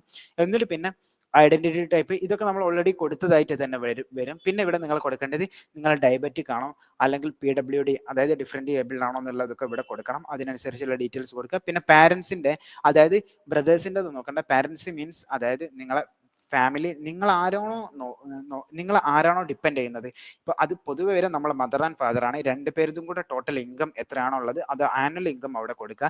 ഇനി ബ്രദേഴ്സ് സാലറിയുടെ ഒക്കെ ആണെങ്കിൽ അത് കൊടുക്കണമെന്നില്ല. പക്ഷേ സപ്പോസ് ഇപ്പോൾ പാരൻസ് ഇല്ലാത്തൊരു കുട്ടിയാണ്, അവർക്ക് ബ്രദറിനെ ഡിപ്പെൻഡ് ചെയ്താണ് ജീവിക്കുന്നതെങ്കിൽ ഗാർഡിയൻ ബ്രദർ ആണെങ്കിൽ ബ്രദർ സാലറിയാണ് അവിടെ കൊടുക്കേണ്ടത്. ബ്രദർ ഓർ സിസ്റ്റർ ആണെങ്കിൽ അവരെ സാലറി കൊടുക്കണം. ഇനി അതല്ല മറ്റു വല്ല റിലേറ്റീവ് ആണെങ്കിലും അവരെ സാലറി അവിടെ കൊടുക്കാം.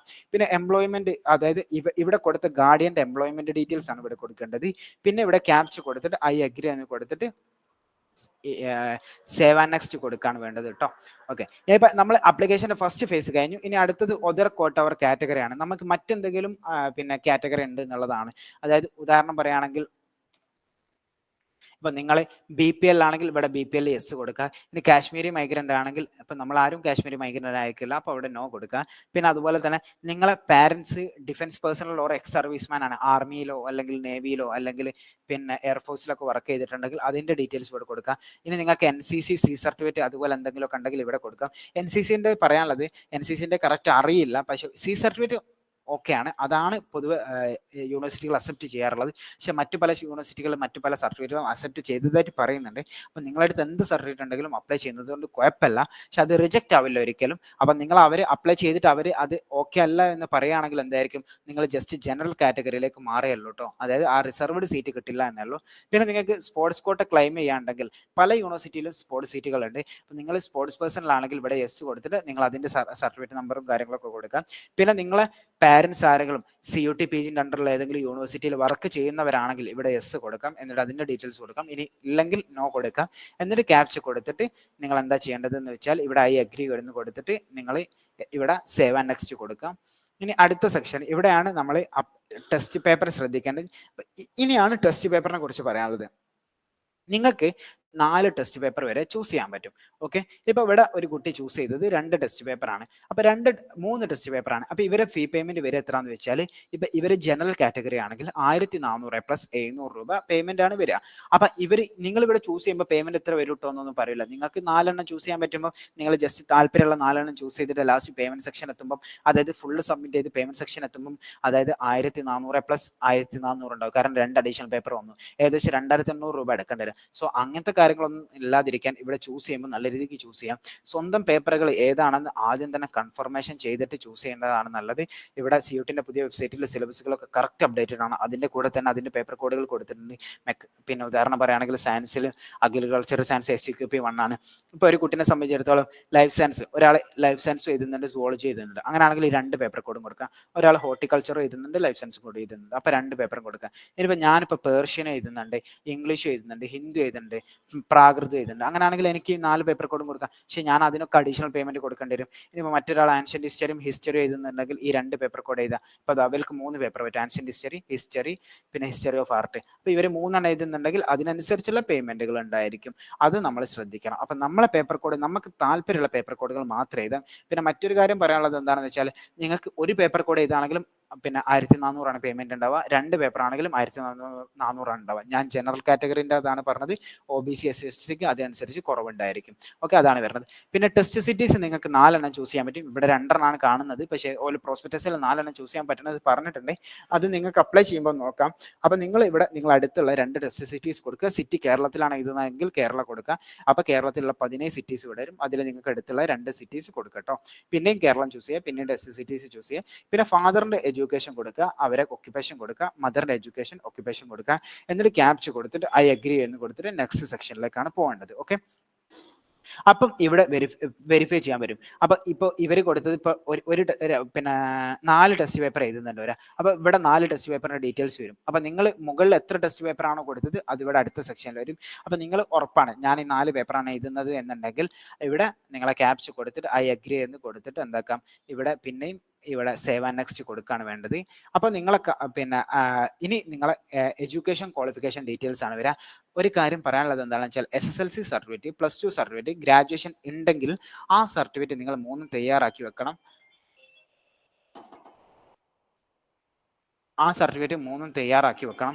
അപ്പോൾ ആ സർട്ടിഫിക്കറ്റ് നിങ്ങൾക്ക് അപ്ലോഡ് ചെയ്യാൻ വേണ്ടിയിട്ടല്ല, ആ സർട്ടിഫിക്കറ്റ് നിങ്ങൾക്ക് ജസ്റ്റ് ഡീറ്റെയിൽസ് എടുക്കാൻ വേണ്ടിയിട്ടാണ്. ഒന്ന് എന്താ വെച്ചാൽ SSLCയിൽ പാസ്ഡ് ആണോ, എല്ലാവരും പാസ്ഡ് ആയിരിക്കും. പിന്നെ അതുപോലെ തന്നെ ഇയർ ഓഫ് പാസിംഗ് എന്ന് പറയുന്നത് 2017 ആണ് കൊടുത്തത്. നിങ്ങളെ വർഷം SSLC ഏതാണോ അത് കൊടുക്കുക. പിന്നെ നിങ്ങൾ 10th ഓർ ഇക്വലന്റ് ആണെങ്കിൽ അത് കൊടുക്കുക. പിന്നെ അതാണ് കൊടുക്കേണ്ടത്. പിന്നെ അതുപോലെ തന്നെ നിങ്ങളുടെ ബോർഡ്, കേരള സ്കൂളിന്റെ ബോർഡ് ഏതാണെങ്കിൽ അത് കൊടുക്കാം. പിന്നെ അതുപോലെ തന്നെ ഇൻസ്റ്റിറ്റ്യൂഷൻ നെയിം ആൻഡ് അഡ്രസ്സ്, നിങ്ങൾ 10th ക്ലാസ് പഠിച്ച സ്കൂൾ ഏതാണ് ആ സ്കൂളിന്റെ അഡ്രസ്സ് ഇവിടെ കൊടുക്കുക. പിന്നെ 10th ക്ലാസ്സിൽ റോൾ നമ്പർ കൊടുക്കുക. പിന്നെ പെർസെൻറ്റേജ് മോഡ് കൊടുത്തിട്ട് മാർക്ക്, ടോട്ടൽ മാർക്ക് കൊടുക്കുക, ഒബ്റ്റൈൻ മാർക്ക് കൊടുക്കുക, പെർസെൻറ്റേജ് കൊടുക്കുക കേട്ടോ. CBSE ആണെങ്കിൽ അതിനനുസരിച്ച് ബോർഡ് കൊടുക്കുക. 12th ഡീറ്റെയിൽസും ഇതുപോലെ തന്നെ ആഡ് ചെയ്യാം. പിന്നെ അതായത് pass status, year of passing, course and stream, അതുപോലെ തന്നെ board or university, institution name and address, roll number, result mode, കാര്യങ്ങൾ കൊടുക്കുക. പിന്നെ ഈ പെർസെൻറ്റേജ് ഓട്ടോമാറ്റിക് വരും, നിങ്ങൾ ഇത് രണ്ടും കൊടുത്താൽ മതി. പിന്നെ ഗ്രാജുവേഷൻ ഡീറ്റെയിൽസ് അപ്പിയറിംഗ് കൊടുത്താൽ പിന്നെ നിങ്ങൾ പെർസെൻറ്റേജും കാര്യങ്ങളും കൊടുക്കേണ്ടി വരില്ല. നിങ്ങളെ സ്ട്രീമും അതുപോലെ തന്നെ നിങ്ങളെ യൂണിവേഴ്സിറ്റി നെയിമും ഇൻസ്റ്റിറ്റ്യൂഷൻ അഡ്രസ്സും റോൾ നമ്പറും പിന്നെ ഏത് വർഷമായിരിക്കും നിങ്ങൾ പാസ് ചെയ്യുന്നത് 2025 അത് കൊടുക്കാം. പിന്നെ ക്യാപ്ച കൊടുത്തിട്ട് ഐ അഗ്രി ഒന്ന് കൊടുത്തിട്ട് നെക്സ്റ്റ് സെക്ഷനിലേക്ക് പോവുക. ഇവിടെയാണ് നിങ്ങൾ നിങ്ങളെ ഫോട്ടോ അപ്ലോഡ് ചെയ്യേണ്ടത്. ഈ കുട്ടി ജനറൽ ആയതുകൊണ്ട് ഈ കുട്ടിക്ക് ഫോട്ടോയും സൈനും മാത്രമാണ് വരിക. നിങ്ങൾക്ക് കാറ്റഗറി ഉണ്ടെങ്കിൽ അതും കൂടി വരും. ഇപ്പൊ ഒരു കുട്ടി എന്താണ് OBC ഉണ്ട്, ആൾക്ക് NCC സർട്ടിഫിക്കറ്റ് അല്ലെങ്കിൽ സ്പോർട്സ് കോട്ട ഉണ്ട്. അപ്പൊ അതിന്റെ 2 എണ്ണം കൂടി താഴോട്ട് വരുന്നതാണ്. അപ്പൊ അതിന്റെ സർട്ടിഫിക്കറ്റ് കൂടി നിങ്ങൾ ഇവിടെ അപ്ലോഡ് ചെയ്യണം. ഇപ്പൊ ഫോർമാറ്റും കാര്യങ്ങളൊക്കെ വേണമെന്നുണ്ടെങ്കിൽ ഇതൊന്ന് സ്ക്രീൻഷോട്ട് എടുത്തേക്കാം. ഫോർമാറ്റും കാര്യങ്ങളൊക്കെ ഇവിടെ കറക്റ്റ് പറയുന്നുണ്ട്. ഈ ഫോർമാറ്റിലാണ് ഇവിടെ അപ്ലോഡ് ചെയ്യേണ്ടത്. ഒരു കാര്യം ശ്രദ്ധിക്കേണ്ടത് എന്താണെന്ന് വെച്ചാൽ ബാക്ക്ഗ്രൗണ്ട് വൈറ്റ് ആയിരിക്കണം, മസ്റ്റ് ആണ്. ബാക്ക്ഗ്രൗണ്ടിൽ യാതൊരു തരത്തിലുള്ള ഒബ്സ്റ്റാക്കിൾസ് ഉണ്ടാവരുത്. ഒപ്പം എടുക്കേണ്ടത് ഒരു പിന്നെ വൈറ്റ് ബാക്ക്ഗ്രൗണ്ടിൽ മാത്രം ബ്ലൂലോ പിന്നെ ബ്ലാക്കിലോ ഇങ്കിലായിരിക്കണം ഒപ്പം എടുക്കേണ്ടത്. ഗ്രീൻ ഓർ യെല്ലോ അതുപോലുള്ള ഇങ്ക് ഒന്നും യൂസ് ചെയ്യരുത്. അപ്പോൾ അതാണ് അവിടെ ശ്രദ്ധിക്കാനുള്ളത്. പിന്നെ അതുപോലെ തന്നെ അടുത്ത സെക്ഷനിലേക്ക് പോകുമ്പോൾ നിങ്ങളെ മൊബൈൽ നമ്പർ വെരിഫൈ ചെയ്യാണ്ടാവും. അത് വെരിഫൈ ചെയ്യുക. അത് വെരിഫൈ ചെയ്ത് കഴിഞ്ഞ് OTP വെരിഫൈ ചെയ്ത് കഴിഞ്ഞ് ക്യാപ്ചയും കൊടുത്തു കഴിഞ്ഞാൽ നിങ്ങൾ ആപ്ലിക്കേഷൻ വരും. അപ്പം നിങ്ങൾ ഇതുവരെ കൊടുത്ത കംപ്ലീറ്റ് ആപ്ലിക്കേഷൻ ആണ് ഇവിടെ വന്നത്. ഈ കംപ്ലീറ്റ് ആപ്ലിക്കേഷനിൽ എല്ലാ കാര്യങ്ങളും ഓക്കെ ആണെങ്കിൽ, അതായത് ഇപ്പം നെയിം ഓക്കെ ആണ്, എല്ലാം ചെക്ക് ചെയ്ത് ഇതെല്ലാം ഓക്കെ ആണെങ്കിൽ എല്ലാം ഓക്കെ എന്ന് പറഞ്ഞിട്ട് ഫൈനൽ സബ്മിറ്റ് കൊടുക്കുക. ഒരു കാര്യം പറയാനുള്ളത് എന്താണെന്ന് വെച്ചാൽ ഒരു വട്ടം ഫൈനൽ സബ്മിറ്റ് ഇതൊക്കെ ടിക്ക് ചെയ്ത് ഫൈനൽ സബ്മിറ്റ് ടിക്ക് ചെയ്ത ഒരു കുട്ടിക്ക് പിന്നീട് യാതൊരു തരത്തിലും ചേഞ്ച് ചെയ്യാൻ സാധിക്കുന്നതല്ല. അതായത് ഇതിനെക്കുറിച്ചുള്ള ഡീറ്റെയിൽസും, അതായത് പിന്നെ നിങ്ങൾ കൊടുത്ത കാര്യങ്ങൾ എഡിറ്റ് ചെയ്യാൻ പറ്റില്ല. മറ്റൊരു കാര്യം കൂടി പറയാനുള്ളത്, ഒരു കുട്ടി ഒരു വട്ടം അപ്ലൈ ചെയ്ത് രണ്ടാമത് അതേ മെയിൽ ഐഡിയോ ഫോൺ നമ്പറോ അപ്ലൈ ചെയ്ത് കഴിഞ്ഞാൽ, അതായത് നിങ്ങൾ രണ്ടിലും പേയ്മെന്റ് ചെയ്ത് കഴിഞ്ഞാൽ രണ്ടിൽ ഏതെങ്കിലും ഒന്ന് അവരെ റിജക്റ്റ് ചെയ്യാൻ ചാൻസസ് വളരെയധികം കൂടുതലാണ്. ഇനി നിങ്ങൾ മറ്റൊരു മെയിൽ ഐഡിയും മറ്റൊരു ഫോൺ നമ്പറും കൊടുത്ത് അപ്ലൈ ചെയ്ത് കഴിഞ്ഞിട്ട് എക്സാം എഴുതാൻ പോകാൻ പറ്റും. പക്ഷേ എന്നിരുന്നാലും അങ്ങനെ കൊടുത്തു കഴിഞ്ഞാലും മേ ബി ഒന്ന് റിജക്റ്റ് ചെയ്യാനുള്ള ചാൻസ് വളരെ കൂടുതലാണ്. കാരണം നിങ്ങളെ ഫോൺ നമ്പറും മെയിൽ ഐ ഡി മാത്രം മാറിയത്, ബാക്കിയുള്ള എല്ലാ ഡീറ്റെയിൽസും സെയിം ആണ്. അപ്പം അങ്ങനത്തെ കാര്യങ്ങൾ ശ്രദ്ധിക്കണം എന്നുള്ളത് കൊണ്ട് യാതൊരു തരത്തിലുള്ള മിസ്റ്റേക്കും ഇല്ലാതിരിക്കാൻ നോക്കാം. അതാണ് അതിൽ പറയാനുള്ളത്. അവിടെ സബ്മിറ്റ് ചെയ്ത് കഴിഞ്ഞാൽ പിന്നെ നിങ്ങൾ ഫൈനലൈസ് ചെയ്യാനുള്ളത് നിങ്ങളെ പേയ്മെന്റ് ആണ്. പേനോ എന്ന് കൊടുക്കുക. എന്നിട്ട് നിങ്ങൾക്ക് ഇതിൽ ഏതാണോ താല്പര്യമുള്ളത് അത് കൊടുത്തിട്ട് നിങ്ങൾക്ക് ഇപ്പൊ ഏത് കൊടുത്താലും നിങ്ങൾക്ക് Bhim UPI, Amazon Pay, Google Pay, PhonePe, Paytm, credit payment, പിന്നെ കാർഡ് പേയ്മെന്റുകൾ, അങ്ങനെ ഏത് പേയ്മെന്റും ചെയ്യാൻ പറ്റും. എന്നിട്ട് പേയ്മെന്റ് ചെയ്യുക. പേയ്മെന്റ് ചെയ്താൽ പേയ്മെന്റ് ഇതുപോലെ ഇനിഷ്യേറ്റഡ് ആയിരിക്കും ചിലപ്പോൾ ഫസ്റ്റ് കാണിക്കുക, ചിലപ്പോൾ സക്സസ് തന്നെ കാണിക്കും. ഇനിഷ്യേറ്റഡ് കാണിച്ചാൽ ആഫ്റ്റർ ഹാഫ് ആൻ അവർ ഒന്ന് ചെക്ക് ചെയ്ത് നോക്കുക, അപ്പോൾ സക്സസ് ആയിട്ടും. അല്ലെങ്കിൽ ഒരു ആഫ്റ്റർ 5 hours ചെക്ക് ചെയ്ത് നോക്കുക, അപ്പോൾ സക്സസ് ആയിട്ടും. ആഫ്റ്റർ 24 hours നിങ്ങളെ പേയ്മെന്റ് സക്സസ് ആയിട്ടില്ല എന്നുണ്ടെങ്കിൽ നിങ്ങളെ പേയ്മെന്റ് ID, അതായത് പേയ്മെന്റ് റെസ്പോൺസ് ടൈം, ഈ ഒരു സ്ക്രീൻഷോട്ട് എടുക്കുക. പിന്നെ അതുപോലെ തന്നെ നിങ്ങൾ എന്താക്കുക, നിങ്ങളെ പേയ്മെന്റ് ഗൂഗിൾ പേയിലുള്ള പേയ്മെന്റ് ID എടുത്തിട്ട് നിങ്ങൾക്ക് ഇവിടെ ഒരു സപ്പോർട്ട് ഉണ്ടാവും, അതായത് ഒരു പിന്നെ പേയ്മെന്റ് സപ്പോർട്ട് ഉണ്ടാവും, അതിലേക്ക് പോയാൽ മതി. അത് വെബ്സൈറ്റിൽ കോൺടാക്ട്സ് ഉണ്ട്. ഈ കോൺടാക്ട്സിൽ എന്താക്കിയാൽ മതി, നിങ്ങൾ ഓക്കെ ഇമെയിൽ ID നിലവിൽ അപ്ഡേറ്റഡ് അല്ല, ഇവർ അവിടെ അപ്ഡേറ്റ് ആക്കും. അപ്ഡേറ്റ് ആക്കിയതിന് ശേഷം നിങ്ങൾ അതിൽ എന്താക്കിയാൽ മതി, കോൺടാക്ട് ചെയ്താൽ മതി. അവർ അതിനുള്ള റെസ്പോൺസ് തരും. NTA എന്ന് പറയുന്നത് മാക്സിമം 24 hourനുള്ളിൽ തന്നെ എല്ലാ മെയിലും റെസ്പോൺസ് കൊടുക്കാറുണ്ട്. ചില സമയത്ത് മാത്രമേ ഡിലേ വരാറുള്ളൂ. സോ ഇതാണ് CUT അപ്ലൈ ചെയ്യേണ്ട പാറ്റേൺ എന്ന് പറയുന്നത്. ഇതോടുകൂടി നിങ്ങൾ CUT അപ്ലൈ ചെയ്ത് കഴിഞ്ഞു. പിന്നെ നിങ്ങൾ എന്താ ചെയ്യേണ്ടത് വെച്ചാൽ അത് ഡൗൺലോഡ് ചെയ്ത് വെക്കുകയാണ് ചെയ്യേണ്ടത്. പിന്നെ നമ്മൾ ഫസ്റ്റ് വീക്കിലാണ് നോക്കേണ്ടത്, അതായത് നിങ്ങളുടെ ടെസ്റ്റ് സിറ്റീസ് ഏതാണ്, എവിടെയാണ് കിട്ടിയത് എന്നുള്ളത്. സോ ഇത്രയും കാര്യങ്ങളാണ് ഇതിൽ പറയാനുള്ളത്. പിന്നെ FAQs. ഇനി ഫൈനലി CUT തന്നെ, അതായത് ഒരു സ്റ്റുഡൻസിന് എന്തൊക്കെ സംശയങ്ങൾ വരാം, ആ സംശയങ്ങൾ എങ്ങനെ ക്ലിയർ ചെയ്യണം എന്നുള്ളത് CUT തന്നെ പറയുന്നുണ്ട്. ഇത് റെസ്പോൺസ് ഓഫ് NT ആണ്, ഒഫീഷ്യൽ റെസ്പോൺസ് ആണ്. ഇപ്പോൾ വാട്ട് ഈസ് CUT PG ആണ് നിങ്ങളുടെ ഡൗട്ട് എങ്കിൽ നിങ്ങൾക്ക് ഇത് വായിച്ചാൽ മതി. ഇനിയിപ്പോൾ ഒരു കുട്ടിൻ്റെ ഡൗട്ട് എന്ന് പറയുന്നത് does the candidate need to select universities of his or choice എന്ന് പറയുന്നത്, അപ്പോൾ അവിടെ നിങ്ങൾക്ക് ഇവിടെ ചൂസ് ചെയ്യാൻ പറ്റും. അതായത് നിലവിൽ ഈ വർഷം മുതൽ കാൻഡിഡേറ്റിന് എന്താക്കണ്ട, പേപ്പർ കോഡ് മാത്രം ചൂസ് ചെയ്താൽ മതി, യൂണിവേഴ്സിറ്റീസ് ചൂസ് ചെയ്യേണ്ട. പിന്നെ അതുപോലെ തന്നെ എക്സാമിൻ്റെ ടൈമും കാര്യങ്ങളൊക്കെ പറഞ്ഞിട്ടുണ്ട്. പിന്നെ അതുപോലെ തന്നെ മോർ ദാൻ 1 ടെസ്റ്റ്, അങ്ങനെ നിങ്ങൾ ഓരോ സംശയങ്ങളും, നിങ്ങൾ ഒരുവിധം എല്ലാ സംശയങ്ങൾക്കും നിങ്ങൾ ഒരുവിധം എല്ലാ സംശയങ്ങൾക്കും ഇവിടെ NT എന്താക്കുന്നുണ്ട്, റെസ്പോൺസ് പറയുന്നുണ്ട് കേട്ടോ. അപ്പൊ ആ റെസ്പോൺസുകൾ നിങ്ങൾക്ക് ഇവിടെ നിന്ന് തന്നെ എടുത്തു കഴിഞ്ഞിട്ട് നിങ്ങൾക്ക് വായിക്കാൻ പറ്റും. ഈ ഒരു റെസ്പോൺസ് നമ്മൾ എന്താക്കാം, ഇത് നിങ്ങൾക്ക് ഗ്രൂപ്പിലേക്ക് നമ്മൾ അപ്ഡേറ്റ് ചെയ്ത് തരാം. നിങ്ങൾ ജസ്റ്റ് എന്താക്കിയാൽ മതി, അത് ഗ്രൂപ്പിലൊന്ന് ജസ്റ്റ് നോക്കിയാൽ മതി. ഓക്കെ,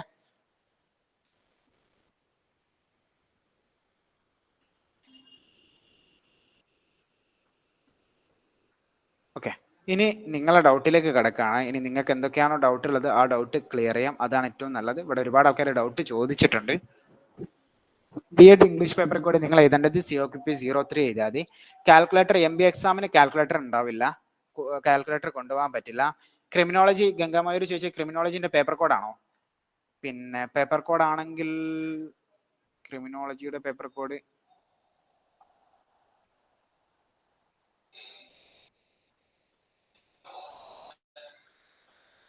SCQP 10 ആണ് ക്രിമിനോളജിയുടെ പേപ്പർ കോഡ് വരുന്നത്. പിന്നെ കാസ്റ്റ് സർട്ടിഫിക്കറ്റ് വേണ്ടി വരും. കാസ്റ്റ് സർട്ടിഫിക്കറ്റ് വേണ്ട കേട്ടോ, കാസ്റ്റ് സർട്ടിഫിക്കറ്റ് അല്ല വേണ്ടത്. നിങ്ങൾക്ക് വേണ്ടത് എന്ന് പറയുകയാണെങ്കിൽ OBC NCL or EWS certificate ആണ്. കാസ്റ്റ് സർട്ടിഫിക്കറ്റ് വാലിഡ് അല്ല. പിന്നെ 2024 മെയിലത്താണ് ഉള്ളത്, അപ്പൊ അത് നിങ്ങൾക്ക് അത് മതി. സ്വാതി ചോദിച്ചത് അത് തന്നെ മതി കേട്ടോ. പിന്നെ അടുത്തത് അല്ല, NCL റിഫാഷറി ചോദിച്ചിട്ടുണ്ട്. NCL ഇപ്പം ആവശ്യമില്ല. NCL ഇപ്പം ആവശ്യമുണ്ട്, നിങ്ങൾ അതിന്റെ ഡോക്യുമെന്റ് അപ്ലോഡ് ചെയ്യണം. അതിന്റെ സർട്ടിഫിക്കറ്റ് ഡേറ്റും ടൈമും കാര്യങ്ങളൊക്കെ കൊടുക്കണം. അപ്ലൈ ചെയ്യുമ്പോൾ തന്നെ മസ്റ്റ് ആണ്.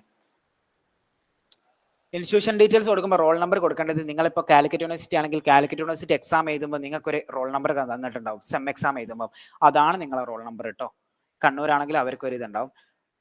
EWS കാറ്റഗറി എന്ന് പറയുന്നത് ജനറൽ കാറ്റഗറിയിൽ പിന്നെ ബാക്ക്വേർഡ്, അതായത് പിന്നെ ഇക്കോണമിക്കലി ബാക്ക്വേർഡ് ആയിട്ടുള്ള കാറ്റഗറി കൊടുക്കുന്നതാണ് EWS. അപ്പൊ നിങ്ങൾ EWSന് അർഹയാണോ എന്നുള്ളത് നിങ്ങൾ അക്ഷയ പോയി നോക്കണം, അല്ലെങ്കിൽ നിങ്ങളെ പേരൻസിനോട് ചോദിച്ചാൽ മതി. സൈക്കോളജിയുടെ കോഴ്സ് കോഡ് വരുന്നത് 21 ആണ് തോന്നുന്നുണ്ട്. HUQP 20 ആണെന്ന് തോന്നുന്നുണ്ട്. ഒരു മിനിറ്റ് ഇപ്പൊ നോക്കി പറഞ്ഞുതരാം.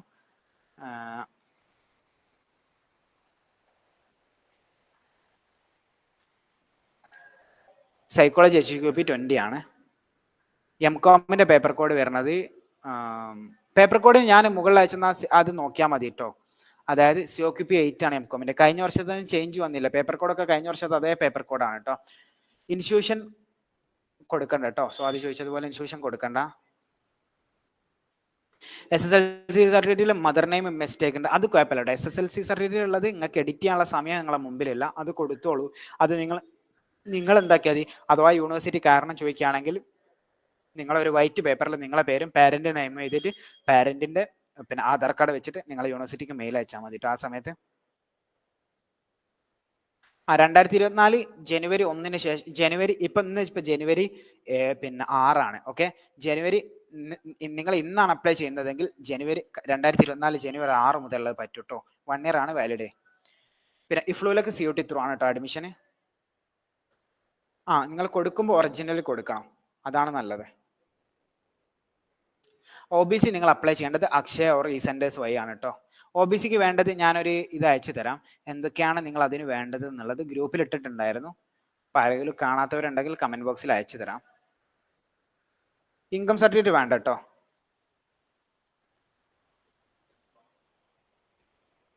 കമ്പ്യൂട്ടർ സയൻസിന്റെ കാൽക്കുലേറ്റർ അലോഡ് അല്ല എന്ന് തന്നെയാണ് നോക്കുന്നത് തോന്നുന്നത്. കാൽക്കുലേറ്റർ ഒരു എക്സാമിനും അലോഡ് അല്ല, പക്ഷെ അലോഡ് ആയത് അവിടെയുള്ള കമ്പ്യൂട്ടറിൽ അലോഡ് ആക്കുക ചെയ്യാം. അതായത് കമ്പ്യൂട്ടറിൽ ഓപ്പൺ ആയി വരും. ഇപ്പോൾ മാത്തമാറ്റിക്സിലൊക്കെ ഉണ്ടെന്ന് കേട്ടിട്ടുണ്ട്. പിന്നെ കമ്പ്യൂട്ടർ സയൻസിന്റെ ഒന്ന് നോക്കിയിട്ട് അപ്ഡേറ്റ് ചെയ്യട്ടോ. ഇൻകം വേണ്ട കേട്ടോ, ഇൻകം വേണമെന്ന് ഒരുപാട് ആൾക്കാർ ചോദിച്ചിട്ടുണ്ട്. ഇൻകം ആയിട്ടുണ്ട്. NCCക്ക് ഒന്നും ഡേറ്റ് നോക്കൂല കേട്ടോ. NCC 1 ഇയറിന്റെ ഉള്ളിൽ വേണമെന്നില്ല. NCC സ്പോർട്സ് ഒന്നും 1 ഇയറിന്റെ ഉള്ളിൽ വേണമെന്നില്ല കേട്ടോ. NCL കറക്റ്റ് 12 month ആണ് വാലിഡ്, 1 ഇയർ ആണ് വാലിഡ്. സപ്ലി ഉള്ളവരോട് പറയാനുള്ളത് നിങ്ങൾ അപ്പിയറിംഗ് കൊടുത്താൽ മതി കേട്ടോ. ഇപ്പൊ അപ്പിയറിംഗ് കൊടുത്താൽ മതി. ഒരു ജനറൽ പേപ്പർ ആവട്ടെ, നിങ്ങൾ OBC എന്തായാലും കുഴപ്പമില്ല. നിങ്ങൾ പേയ്മെന്റ് ചെയ്യുമ്പോൾ നിങ്ങളിപ്പോൾ 2 പേപ്പറിനാണ് പേയ്മെന്റ് ചെയ്യണത്. അപ്പൊ നിങ്ങൾ ഒരു പേപ്പറിന് പേയ്മെന്റ് ചെയ്യുകയാണെങ്കിലും 2 പേപ്പറിന് പേയ്മെന്റ് ചെയ്യുകയാണെങ്കിലും ഫീസ് സെയിം ആയിരിക്കും കേട്ടോ. 2024 ഡിസംബറിലുള്ള NCL പറ്റുമോ ചോദിക്കുന്നുണ്ട്. പറ്റും. പൊളിറ്റിക്കൽ സയൻസ് വിത്ത് IR, അതെ അത് പൊളിറ്റിക്കൽ സയൻസിന്റെ കൂടെ തന്നെയാണ് കേട്ടോ IR ഇപ്രാവശ്യം വരുന്നത്. ഈ യൂണിവേഴ്സിറ്റീസ് സെലക്ട് ചെയ്യുക എപ്പോഴാണെന്ന് വെച്ചാൽ CUET എക്സാം കഴിഞ്ഞ് നിങ്ങളെ പിന്നെ ആൻസർ കേസ് വന്ന് പിന്നെ റിസൾട്ട് വന്ന് അതിനുശേഷം ഓരോ യൂണിവേഴ്സിറ്റീസ് അവരെ സൈറ്റ് ഓപ്പൺ ആക്കും. ആ സമയത്ത് നിങ്ങൾ ഓരോ യൂണിവേഴ്സിറ്റിൻ്റെ വെബ്സൈറ്റ് കയറി അപ്ലൈ ചെയ്യാണ് വേണ്ടത്. അപ്പോൾ അതിൻ്റെ സപ്പോർട്ടൊന്നും നിങ്ങൾ പേടിക്കാൻ വേണ്ട. അതൊക്കെ ആ സമയത്ത് കറക്റ്റ് അപ്ഡേറ്റും കാര്യങ്ങളും ഓൺലൈൻ അക്കാഡമി തന്നെ നിങ്ങൾക്ക് പ്രൊവൈഡ് ചെയ്യും. അങ്ങനത്തെ കാര്യങ്ങൾ നിങ്ങൾ കൺസേൺ ആക്കണ്ട കേട്ടോ. അത് ഞങ്ങളുടെ ഭാഗത്ത് നിന്ന് അതിൻ്റെ 100% സപ്പോർട്ട് ഞങ്ങൾ തരുന്നതാണ്. MBAക്ക് എക്സാം കാൽക്കുലേറ്റർ അവൈലബിൾ അല്ല കേട്ടോ. നിങ്ങൾക്ക് കമ്പ്യൂട്ടറിലും ഉണ്ടാവില്ല, അതുപോലെ തന്നെ കൊണ്ടുപോകാനും പറ്റൂല. കഴിഞ്ഞ വർഷം അങ്ങനെയൊന്നും പറ്റിയിട്ടില്ലായിരുന്നു. അല്ല, OBCക്ക് 2 പേപ്പറിന് 1200 രൂപ. പിന്നെ നിങ്ങൾ മൂന്നാമതൊരു പേപ്പർ കൂടി എഴുതുന്നുണ്ടെങ്കിൽ, ഇപ്പം നിങ്ങൾ സൈക്കോളജിയും ഹിസ്റ്ററിയും അല്ലെങ്കിൽ സൈക്കോളജി എക്കണോമിക്സ് എഴുതുകയാണെങ്കിൽ 1200, നിങ്ങൾ പൊളിറ്റിക്കൽ സയൻസ് കൂടി എഴുതുകയാണെങ്കിൽ പിന്നെ അഡീഷണൽ 700 കേട്ടോ. അങ്ങനെയാണ് വരുന്നത്. ഇഫ്ലുവിൻ്റെ BEd കോഡ് 03 തന്നെ ആണെന്ന് കരുതുന്നു. ഇഫ്ലു ഇതുവരെ അപ്ഡേറ്റഡ് അല്ല, അപ്ഡേറ്റഡ് ആയിട്ട് പറഞ്ഞു തരാം കേട്ടോ. പിന്നെ ഒരാൾ യൂട്യൂബിൽ ചോദിച്ചിട്ടുണ്ട് +2ൻ്റെ സർട്ടിഫിക്കറ്റ് പിന്നെ എന്താ പറയുക ഒറിജിനൽ വേണോ എന്നുള്ളത്. പക്ഷേ +2ൻ്റെ സർട്ടിഫിക്കറ്റിനെ കുറിച്ച് പറയാനുള്ളത് എന്താണെന്ന് വെച്ചാൽ, അത് നിങ്ങൾ സർട്ടിഫിക്കറ്റുകളൊന്നും ഒറിജിനൽ അപ്ലോഡ് ചെയ്യേണ്ട. ആകെ അപ്ലോഡ് ചെയ്യേണ്ടത് നിങ്ങളെ ഫോട്ടോയും സൈനും മാത്രമാണ്. പിന്നെ കാറ്റഗറി സർട്ടിഫിക്കറ്റും. ഈ സർട്ടിഫിക്കറ്റുകൾ നിങ്ങൾ ജസ്റ്റ് ഫോട്ടോ കോപ്പി മതി. ഇനി അതും അല്ലെങ്കിൽ ഡിജി ലോക്കറിൽ കയറാം. ഇനിയിപ്പോൾ നിങ്ങൾക്ക് ഒരാൾക്ക് SLC സർട്ടിഫിക്കറ്റ് മിസ്സായി പോയിട്ടുണ്ട്, അല്ലെങ്കിൽ +2 സർട്ടിഫിക്കറ്റ് മിസ്സായി പോയിട്ടുണ്ട്, നിങ്ങൾക്ക് അതിൻ്റെ രജിസ്റ്റർ നമ്പറും നിങ്ങളുടെ ഡേറ്റ് ഓഫ് ബർത്ത് അറിയാമെന്നുണ്ടെങ്കിൽ ഡിജി ലോക്കറിൽ അക്കൗണ്ട് ഉണ്ടാക്കി അതിലെന്താക്കിയാൽ മതി, അതിൽ നിങ്ങൾ നോക്കിയാൽ മതി കേട്ടോ. അതിൽ നിങ്ങൾക്ക് കിട്ടുന്നതാണ്. ഇനി മൈക്ക് ഓപ്പൺ ആക്കി ചോദിക്കാം എന്തെങ്കിലും ഡൗട്ടൊക്കെ ഉണ്ടെങ്കിൽ.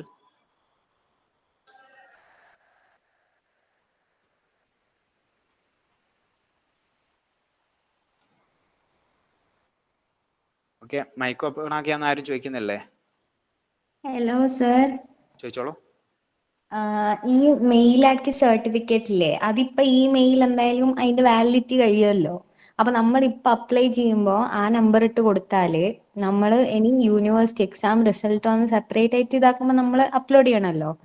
അപ്പൊ പുതിയ OBC NCL സർട്ടിഫിക്കറ്റ് ക്രിയേറ്റ് ചെയ്യുമ്പോൾ ഈ നമ്പറും ആ നമ്പറും മാറുമ്പം എന്തെങ്കിലും പ്രശ്നമാവുക?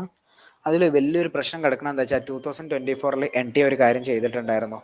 അതായത് എന്താന്ന് വെച്ചാൽ, ചില യൂണിവേഴ്സിറ്റികൾ പറഞ്ഞു ഞങ്ങൾക്ക് 2024 ജനുവരി 1 ഇങ്ങോട്ടുള്ളതുമാണെന്ന് പറഞ്ഞു. പക്ഷേ ചില യൂണിവേഴ്സിറ്റികൾ പറഞ്ഞു ഏപ്രിൽ, അതായത് 2024 ഏപ്രിൽ 1 മുതലുള്ളതാണെന്ന് പറഞ്ഞു. ചില യൂണിവേഴ്സിറ്റി അങ്ങനെ പറഞ്ഞാലോ. അങ്ങനെ പറയുമ്പോൾ ഭയങ്കര ബുദ്ധിമുട്ടായിരിക്കും. പക്ഷെ ആ സമയത്ത് നിങ്ങൾക്ക് പുതിയത് ആ സമയത്ത് അപ്ലൈ ചെയ്താൽ മതി കേട്ടോ. അപ്പോൾ ആ സമയത്ത് NTA ചോദിക്കുക, പിന്നെ ഒരു യൂണിവേഴ്സിറ്റി പറയുകയാണ് നിങ്ങൾ ഇത് വെച്ചിട്ടല്ലല്ലോ അപ്ലൈ ചെയ്തത് എന്ന് പറയുമ്പം നിങ്ങൾക്ക് ആ സമയത്ത് എന്തായിരിക്കും പിന്നെ കാരണം കാണിക്കാൻ പറ്റും. NTA പറഞ്ഞത് 1 ഇയർ വാലിഡ് ഉള്ളത് പറ്റും എന്നുള്ളത് പറഞ്ഞാൽ മതി. കാരണം കഴിഞ്ഞ വർഷം അത് വലിയ പ്രശ്നം വന്നിട്ടില്ല.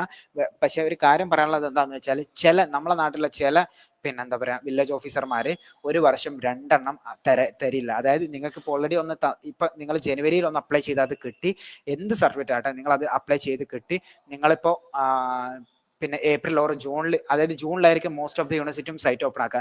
ജൂണിൽ നിങ്ങൾ രണ്ടാമത് അപ്ലൈ ചെയ്യാൻ പോകുമ്പോൾ ചില ടീം പറയും, ചില സ്ഥലത്തൊക്കെ തരും, പക്ഷെ ചില ആൾക്കാർ പറയും അങ്ങനെ തരാൻ പറ്റില്ല, ഓൾറെഡി ഒന്ന് തന്നതല്ലേ, ഇനി അങ്ങനെ തരാൻ പറ്റില്ല, ഇത് ഗവൺമെന്റ് റൂളാണ്. അങ്ങനെ ഒരു ഗവൺമെന്റ് റൂളും ഇല്ല. പക്ഷെ അവരെന്താക്കും, അവരൊരു സുപ്രീം ആ ഒരു സംഗതി നിങ്ങളെ മേലെ കാണിക്കും ചില ആൾക്കാരെ. അപ്പോൾ അതുകൊണ്ട് നിങ്ങളിപ്പോൾ പുതിയത് ഉണ്ടാക്കാൻ പോകണ്ട. ഓൾറെഡി ഒന്നുണ്ടെങ്കിൽ അത് വെച്ച് അപ്ലൈ ചെയ്യുന്നതാണ് ഏറ്റവും ബെറ്റർ. അതാണ് നല്ലത്. ഓക്കെ, എക്സാമിന്റെ ഷിഫ്റ്റ് പറഞ്ഞിട്ടില്ല, ഷിഫ്റ്റ് 1, 2 അതെന്താണെന്ന് വെച്ചാൽ അതിനെക്കുറിച്ച് എന്താ പറയുക നിങ്ങളിപ്പോൾ കൺസേൺ ആവണ്ട. എക്സാമിന്റെ ഡേറ്റ് വരുമ്പോൾ പറഞ്ഞു കേട്ടോ. അതെന്താണെന്ന് വെച്ചാൽ ചില ആൾക്കാർക്ക് എക്സാം മോർണിംഗ് ഉണ്ടാവും, ചില ആൾക്കാർക്ക് എക്സാം ആഫ്റ്റർനൂൺ ഉണ്ടാവും, ചില ആൾക്കാർക്ക് എക്സാം ഈവനിങ് ആണ് ഉണ്ടാവുക. അതായത് നിങ്ങൾക്ക് ഷിഫ്റ്റ് 1 കിട്ടിയാൽ ഷിഫ്റ്റ് 1 മാത്രമേ എക്സാം ഉള്ളൂ. 75 ക്വസ്റ്റ്യൻ ഒറ്റ പോക്കിൽ കഴിഞ്ഞ് വരും. അതായത് 90 മിനിറ്റ് കൊണ്ട് എക്സാം കഴിഞ്ഞ് വരാം. അതായത് ഒരു ദിവസം 3 വട്ടം എക്സാം നടക്കും എന്നാണ് അവർ ഉദ്ദേശിച്ചത്. ഓക്കെ, അത്രേ ഉള്ളൂ. അത് ഏതൊക്കെ യൂണിവേഴ്സിറ്റിയാണ് അമൽ റോഷനെ ചോദിച്ച ചോദ്യത്തിന് കറക്റ്റ് ആൻസർ പറയാൻ പറ്റൂല. കാരണം കഴിഞ്ഞ വർഷം അത് ആ സമയത്ത് ഏതൊക്കെ ആയിരുന്നു എന്നുള്ളത് കറക്റ്റ് ഓർമ്മയില്ല. അപ്പം ഞാനിപ്പോൾ എന്തെങ്കിലുമൊക്കെ ഓർമ്മയിൽ നിന്ന് എടുത്ത് പറഞ്ഞാൽ ചിലപ്പം ഡാറ്റകൾ മാറിപ്പോകും. നമ്മളെ കയ്യിൽ കറക്റ്റ് ഡാറ്റ അല്ല, അതുകൊണ്ട് ഒന്ന് വെയിറ്റ് ചെയ്യുന്നതാണ് നല്ലത്. ഓക്കെ, പിന്നെ അതെ, നിങ്ങൾക്ക് OBC 1200 അതിൽ തന്നെ ലൈഫ് സയൻസും മൈക്രോബയോളജി എഴുതാൻ പറ്റുമോ എന്നുള്ളത് ചോദിക്കുന്നുണ്ട്. രണ്ടും എഴുതാൻ പറ്റും കേട്ടോ, 2 പേപ്പർ എഴുതാൻ പറ്റും. പിന്നെ നിങ്ങൾ മൈക്രോബയോളജിക്കാർ ശ്രദ്ധിക്കേണ്ട ഒരു കാര്യം എന്താ വെച്ചാൽ, നിലവിൽ CUET PG വെബ്സൈറ്റിൽ മൈക്രോബയോളജി എന്ന് പറഞ്ഞൊരു ഓക്കെ മൈക്രോബയോളജി ഇന്ന് അപ്ഡേറ്റ് ആയിട്ടുണ്ട്, ഇന്നലെ അപ്ഡേറ്റഡ് അല്ലായിരുന്നു. ഓക്കെ ഒന്നുമില്ല, നിങ്ങൾ എന്തായാലും ആ പേപ്പർ കോഡ് എന്താണ്, നിങ്ങൾക്ക് രണ്ടും 1200 രൂപയ്ക്ക് അപ്ലൈ ചെയ്യാൻ പറ്റും കേട്ടോ. 2 പേപ്പർ എഴുതാൻ പറ്റും. വേറെ എന്തെങ്കിലും ഡൗട്ട്? എനിക്ക് സപ്ലൈ ഉള്ളത് കൊണ്ട് ഇപ്പൊ അപ്പിയറിംഗ് ഇടണമല്ലോ, അപ്പിയറിംഗ് അല്ലേ. അപ്പം യൂണിവേഴ്സിറ്റി അപ്ലൈ ചെയ്യുമ്പം അത് റീസൺ ചോദിക്കോ 1 ഇയർ എന്താണെന്ന്? കാരണം ഞാൻ 2021 to 2024 ബാച്ചാ. ചില യൂണിവേഴ്സിറ്റി എന്താ പറയാ, ചില യൂണിവേഴ്സിറ്റി ചോദിക്കും എന്താണ് നിങ്ങൾ എന്താ പറയാ പിന്നെ ഡിലേ ആയത് 1 ഇയർ എന്ന്. അപ്പോൾ അവരോട് കാര്യം പറഞ്ഞാൽ മതി. എന്തെങ്കിലും മെഡിക്കൽ ഇഷ്യൂസ്, ഹെൽത്ത് ഇഷ്യൂസ് അങ്ങനെ എന്തെങ്കിലും ഒരു പേപ്പറിൽ, വൈറ്റ് പേപ്പറിൽ എഴുതി ഒപ്പിട്ട് കാര്യം കൊടുത്താൽ മതി. അത്രേ ഉള്ളൂ.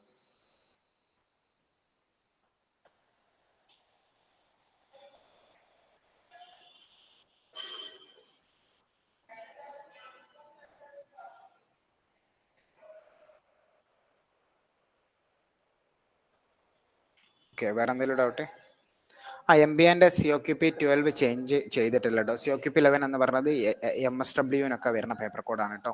MSW, LLB അതുപോലെ തന്നെ അങ്ങനത്തെ ചില കോഴ്സിന് വരുന്നതാണ്.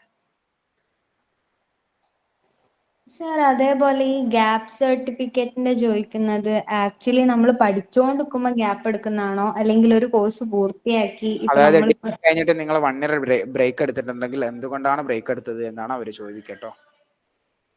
അത് നമ്മളിപ്പോ ഇപ്പൊ 2024 ഡിഗ്രി കഴിഞ്ഞ് ഈ ഒരു 2025 വരെയുള്ള ഗ്യാപ്പാണോ, അല്ലെങ്കിൽ അതെ അതെ, ആ അക്കാഡമിക് ഇയറിലുള്ള ഗ്യാപ്പാണോ? 1 ഇയർ അക്കാഡമിക് ഇയറിലുള്ള ഗ്യാപ്പ്. 2024 നിങ്ങൾ PG കഴിഞ്ഞതെങ്കിൽ, ഡിഗ്രി കഴിഞ്ഞതെങ്കിൽ 2025 നിങ്ങൾ എന്താണ് ആ 1 ഇയർ ഗ്യാപ്പ് വന്നത്, റീസൺ എന്താണ് എന്നുള്ളത് എല്ലാ യൂണിവേഴ്സിറ്റിയും ചോദിക്കൂല, ചില യൂണിവേഴ്സിറ്റി മാത്രമേ ചോദിക്കാറുള്ളൂ.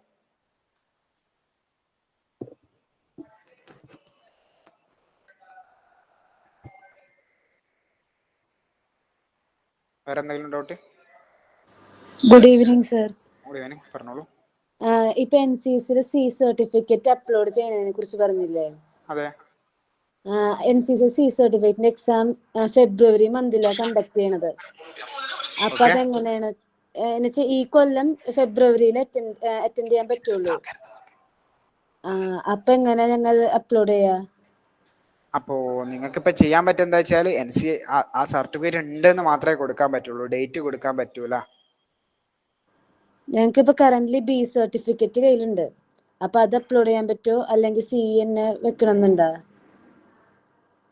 നിങ്ങളിപ്പോൾ തൽക്കാലം അത് വെച്ചോളൂ. നിങ്ങൾ എന്തായാലും നിങ്ങളെ പിന്നെ ഈ NCCൻ്റെ ഒരു സാർ ഉണ്ടാവുമല്ലോ കോളേജിൽ, അവരോടൊന്ന് ചോദിച്ചാൽ മതി. അതിന് മുമ്പ് നിങ്ങൾക്ക് സർട്ടിഫിക്കറ്റിൻ്റെ നമ്പറോ അങ്ങനെ എന്തെങ്കിലും കിട്ടാനുള്ള വഴിയുണ്ടോ, ചാൻസ് ഉണ്ടോ എന്നൊന്ന് ചോദിച്ചാൽ മതി കേട്ടോ. അതായിരിക്കും ഏറ്റവും നല്ലത്. നിങ്ങൾ അങ്ങനെ അപ്ലൈ ചോദിക്കുന്നതായിരിക്കും നല്ലത്. പിന്നെ അത് അങ്ങനെ ഒരു ഓപ്ഷൻ ഇല്ല എന്നുണ്ടെങ്കിൽ ഇപ്പോൾ B സർട്ടിഫിക്കറ്റ് വെച്ച് അപ്ലൈ ചെയ്തിട്ട് യൂണിവേഴ്സിറ്റിയിൽ അപ്ലൈ ചെയ്യുന്ന സമയത്ത് യൂണിവേഴ്സിറ്റിക്ക് നിങ്ങൾ ഈ ചെയ്ത പ്രോസസ്സൊക്കെ നിങ്ങൾ പിന്നെ ഒന്നും കൂടി ചെയ്യണം. അപ്പോൾ നിങ്ങൾ ഒരു വട്ടം പിന്നെയും ചെയ്യണം. അപ്പം നമ്മൾ എന്താക്കാം, ആ സമയത്ത് നമുക്കൊന്നും കൂടെ ട്രൈ ചെയ്യാം കേട്ടോ. Okay okay sir, okay, thank you. Okay, welcome. ഒരു റിയ ചോദിച്ചിട്ടുണ്ട് എന്താണ് സിലബസിൽ ചേഞ്ച് വന്നത്, അപ്പോൾ നിങ്ങളെ സബ്ജക്റ്റ് ഏതാണെന്നൊന്ന് പറയാം കേട്ടോ. ഇപ്പോൾ അധികം ചേഞ്ചസ് വന്നിട്ടില്ല. ചേഞ്ചസ് വന്ന 1-2 സബ്ജക്റ്റ് എന്ന് പറയുന്നത് അഡീഷണൽ ആഡ് ചെയ്തത് ഇംഗ്ലീഷിലും, പിന്നെ അതുപോലെ തന്നെ ചേഞ്ച് വന്നത് MCAയിലും ആണ് കേട്ടോ. MCA ഓർ കമ്പ്യൂട്ടർ സയൻസിൽ. ബാക്കിയുള്ളതൊക്കെ ഓക്കെ, സിലബസ് ഓക്കെയാണ്. പിന്നെ ടെസ്റ്റ് പേപ്പറിന് പുറമെ ഇംഗ്ലീഷ് എക്സാം കൂടി എഴുതണമെന്ന് ഒരാൾ ചോദിച്ചിട്ടുണ്ട്. അങ്ങനെ എഴുതേണ്ട ആവശ്യമൊന്നുമില്ല. ടെസ്റ്റ് പേപ്പർ എന്ന് പറയുകയാണെങ്കിൽ നിങ്ങൾ ഏത് പേപ്പറാണോ എഴുതേണ്ടത് ആ പേപ്പർ കോഡിൻ്റെത് മാത്രം എഴുതിയാൽ മതി കേട്ടോ. അതിൻ്റെ പുറത്തേക്ക് വേറെ ഒന്നും എഴുതണമെന്നില്ല. അതായത് നിങ്ങളിപ്പോൾ ഹിസ്റ്ററി ആണെങ്കിൽ ഹിസ്റ്ററി, എക്കണോമിക്സ് ആണെങ്കിൽ എക്കണോമിക്സ്, സോഷ്യോളജി ആണെങ്കിൽ സോഷ്യോളജി, ഇംഗ്ലീഷ് ആണെങ്കിൽ ഇംഗ്ലീഷ്, അങ്ങനത്തെ ഒന്ന് മാത്രം എഴുതിയാൽ മതി കേട്ടോ. വേറെ ഒന്നും എഴുതണം എന്നില്ല. സാർ, ഈ നോൺ ക്രിമിലെയർ സർട്ടിഫിക്കറ്റ് എന്താണെന്ന് ഒന്നോട് പറയും. ഈ നോൺ ക്രീമി ലെയർ എന്താണെന്ന് വെച്ചാൽ നിങ്ങളിപ്പോൾ അതായത് എക്കോണമിക്കലി ഈ മുസ്ലിം, ഹിന്ദു, ക്രിസ്ത്യൻ എന്നീ 3 കമ്മ്യൂണിറ്റിയിലും എക്കോണമിക്കലി ബാക്ക്വേർഡ് ആയിട്ടുള്ള കമ്മ്യൂണിറ്റീസ് ഉണ്ട്. ആ കമ്മ്യൂണിറ്റിക്ക് കൊടുക്കണം, അത് റിലീജിയൻ ഏതാവട്ടെ, പക്ഷേ എല്ലാ കമ്മ്യൂണിറ്റിയിലും എക്കോണമിക്കലി ബാക്ക്വേർഡ് ആയിട്ടുള്ള കമ്മ്യൂണിറ്റിക്ക് കൊടുക്കുന്ന ഒരു സർട്ടിഫിക്കറ്റ് ആണ് OBC NCL എന്ന് പറയുന്നത്. ഓക്കെ,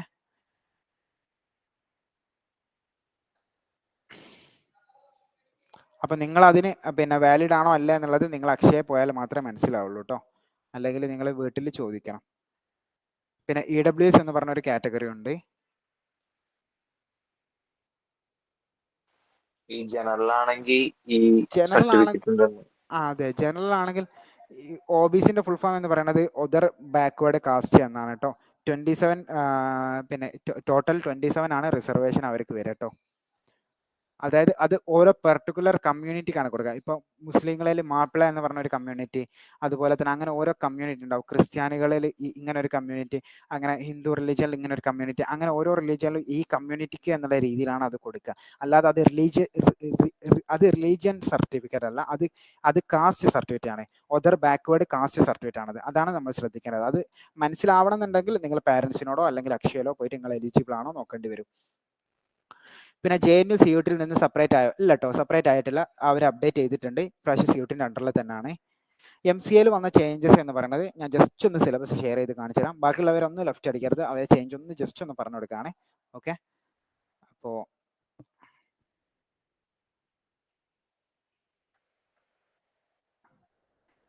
അതായത് തിങ്കിങ് ആൻഡ് ഡിസിഷൻ മേക്കിൽ കഴിഞ്ഞ പ്രാവശ്യം ഇതിനേക്കാൾ കുറച്ചധികം ടോപ്പിക് ഉണ്ടായിരുന്നു. പിന്നെ അതുപോലെ തന്നെ ഇപ്പോൾ ഈ ഡിജിറ്റൽ ഫണ്ടമെന്റൽ എന്ന് പറയുന്ന ഈ ഒരു ടോപ്പിക് ഉണ്ടല്ലോ, ഇതിൽ ഒരുപാട് അഡീഷണൽ ടോപ്പിക്കുകൾ വന്നിട്ടുണ്ട്. പിന്നെ എന്താ പറയുക, പക്ഷേ ഈ ഡാറ്റ സ്ട്രക്ചറും ഓപ്പറേഷൻസും കഴിഞ്ഞ വർഷം അതുപോലെ ഉള്ളതായിരുന്നു. പക്ഷേ ഇവിടെ നിങ്ങൾക്ക് ഒരുപാട് ടോപ്പിക് എക്സ്ട്രാ വന്നിട്ടുണ്ട്. പക്ഷേ അതിൻ്റെ ക്ലാസ് നമ്മൾ ഓൾറെഡി സ്റ്റാർട്ട് ചെയ്തിട്ടില്ലായിരുന്നു. അതിൻ്റെ ക്ലാസ്സുകൾ നമ്മൾ റെക്കോർഡായിട്ട് ഓൾറെഡി പുതിയ ടോപ്പിക്ക് വെച്ച് കഴിഞ്ഞിട്ട് സ്റ്റാർട്ട് ചെയ്തിട്ടുണ്ട് കേട്ടോ.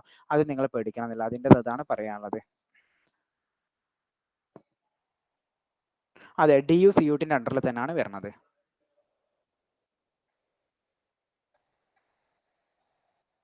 വേറെ എന്തെങ്കിലും ഡൗട്ട് ഉണ്ടോ? പിന്നെ ഇംഗ്ലീഷിൽ എന്താണ് ചേഞ്ച് വന്നത് ചോദിച്ചിട്ടുണ്ട്. ഇംഗ്ലീഷിൽ ചേഞ്ച് വന്നിട്ടില്ല. അഡീഷണൽ ആയിട്ട് ചെറിയൊരു സബ് ടോപ്പിക് ആഡ് ഓൺ വന്നിട്ടേ ഉള്ളൂ കേട്ടോ, ചെറിയൊരു ടോപ്പിക്ക്. അതിലിപ്പോൾ ഇപ്രാവശ്യം ക്വസ്റ്റ്യൻ തന്നെ വരണമെന്നില്ല.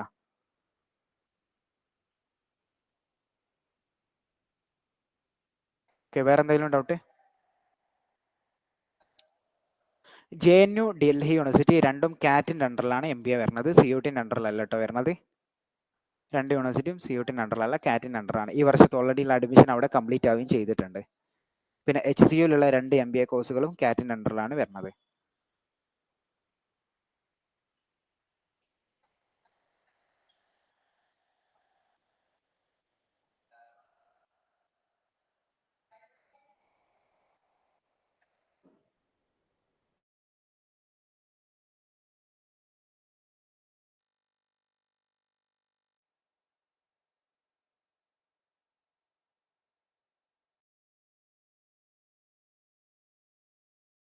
ഓക്കെ, ടിസ്സിൽ COQP 11 HQP 21 അതിൽ ഏതെങ്കിലും ഒന്ന് എഴുതിയാൽ മതി കേട്ടോ. രണ്ടും എഴുതണമെന്നില്ല. ടിസ്സിലേക്ക് ഏതെങ്കിലും ഒന്ന് എഴുതിയാൽ മതി. ഇപ്രാവശ്യം അപ്ഡേറ്റ് വന്നിട്ടുണ്ട്.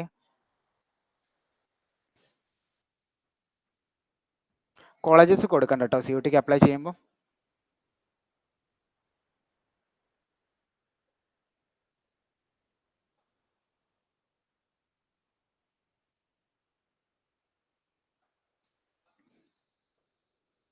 HCU-ൽ 3 MBA ഉണ്ട് കേട്ടോ. അതിൽ 1 MBA ആണ് CUT-ന്റെ അണ്ടറിൽ, ബാക്കി 2 CAT-ന്റെ അണ്ടറിലാണ് കേട്ടോ. പിന്നെ സ്റ്റഡി പ്ലാൻ്റെ പറയാനുള്ളത്, നമ്മളിപ്പോൾ ഇവിടെ ഉണ്ടാക്കിക്കൊണ്ടിരിക്കുന്നുണ്ട് അല്ലാണ്ട് അക്കാഡമിൻ്റെ ആപ്പിൽ നിങ്ങൾ എങ്ങനെ ക്ലാസ് കാണേണ്ടത് എന്നുള്ളത്. ഒരുപാട് ക്ലാസ് മിസ്സായവരുണ്ട്. ഇപ്പോൾ ഇംഗ്ലീഷിൽ മാത്രമാണ് നിലവിൽ ഔട്ട് ചെയ്തത്. വരുന്ന ദിവസങ്ങളിൽ എല്ലാ സബ്ജക്റ്റിലും നമ്മൾ ഔട്ട് ചെയ്യും. ആ PDF വെച്ചിട്ടാണ് നിങ്ങൾ പഠിക്കേണ്ടത്. എല്ലാവരും PDF പ്രിൻ്റ് എടുക്കണം.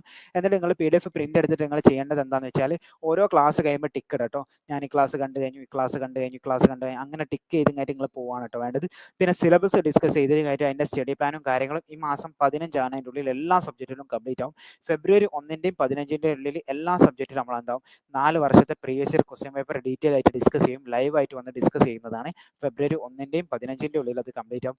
ഫെബ്രുവരി 15-ന്റെയും 25-ന്റെയും ഉള്ളിൽ എന്താക്കും, നിങ്ങളെ ഡൗട്ട് ക്ലിയറിംഗ് സെഷൻ ലൈവായിട്ട് അതും വെക്കുന്നതാണ് കേട്ടോ. ഇപ്പം നിങ്ങൾക്ക് നിലവിൽ പല സബ്ജക്റ്റിലും ഇപ്പോൾ ഡൗട്ട് ക്ലിയറിംഗ് സെഷൻ ഓൾറെഡി പോകുന്നുണ്ട്. ആ സെഷൻസ് ഫെബ്രുവരിയിലും ഉണ്ടായിരിക്കും. പിന്നെ എന്താ പറയുക, ജനുവരി എൻഡ് വരെ അതും ഉണ്ടായിരിക്കും കേട്ടോ. അപ്പോൾ മാർച്ച് 1 ആകുമ്പോഴേക്കും നമ്മൾ പിന്നെ മാർച്ച് 1-ന് ശേഷം നമ്മൾ യാതൊരു തരത്തിലുള്ള ക്ലാസ്സും ഉണ്ടാവില്ല. മാർച്ച് 1-ന് ശേഷം ഉണ്ടാവുക നിങ്ങൾക്ക് നിങ്ങളെ കൗൺസിലിംഗ് സെഷന് നിങ്ങൾക്ക് എക്സാമിനോട് അടിക്കുമ്പോൾ പേടി വരികയാണ്. അപ്പോൾ ഒരാൾക്ക് എക്സാമിനോട് അടിക്കുന്നതിനനുസരിച്ച് ഭയങ്കര ബുദ്ധിമുട്ട് വരികയാണ്. അപ്പോൾ ഞങ്ങൾ ഒരുപാട് നമ്പേഴ്സ് പ്രൊവൈഡ് ചെയ്യും. എല്ലാ ഗ്രൂപ്പുകളിലും നമ്മൾ 4-5 നമ്പറുകൾ പ്രൊവൈഡ് ചെയ്യും. അതായത് സ്റ്റുഡൻസ് ഗ്രൂപ്പിലല്ല, നിങ്ങളെ കോഴ്സ് ഗ്രൂപ്പിൽ. അപ്പോൾ നിങ്ങൾ അതിൽ ആരാണോ വിളിക്കാൻ പറ്റുന്നത് അവരെ വിളിച്ച് സംസാരിക്കുക. നിങ്ങൾ എന്താ പറയുക, പിന്നെ എന്താ പറയുക, എന്തൊക്കെ കൺസേണുകളാണുള്ളത് അത് അവരോട് സംസാരിച്ച് കഴിഞ്ഞിട്ട് എന്താക്കുക, ഡീൽ ചെയ്യുക. അതിന് നമ്മൾ എന്താക്കും, എല്ലാ ഗ്രൂപ്പിലും നമ്മൾ 2-3 നമ്പേഴ്സ് പ്രൊവൈഡ് ചെയ്യുന്നതാണ് കേട്ടോ. അവർ വിളിച്ചു കഴിഞ്ഞിട്ട് നിങ്ങൾ സംസാരിക്കുക. നിങ്ങളുടെ ഡൗട്ടും പ്രശ്നങ്ങളും കാര്യങ്ങളൊക്കെ സംസാരിക്കുക.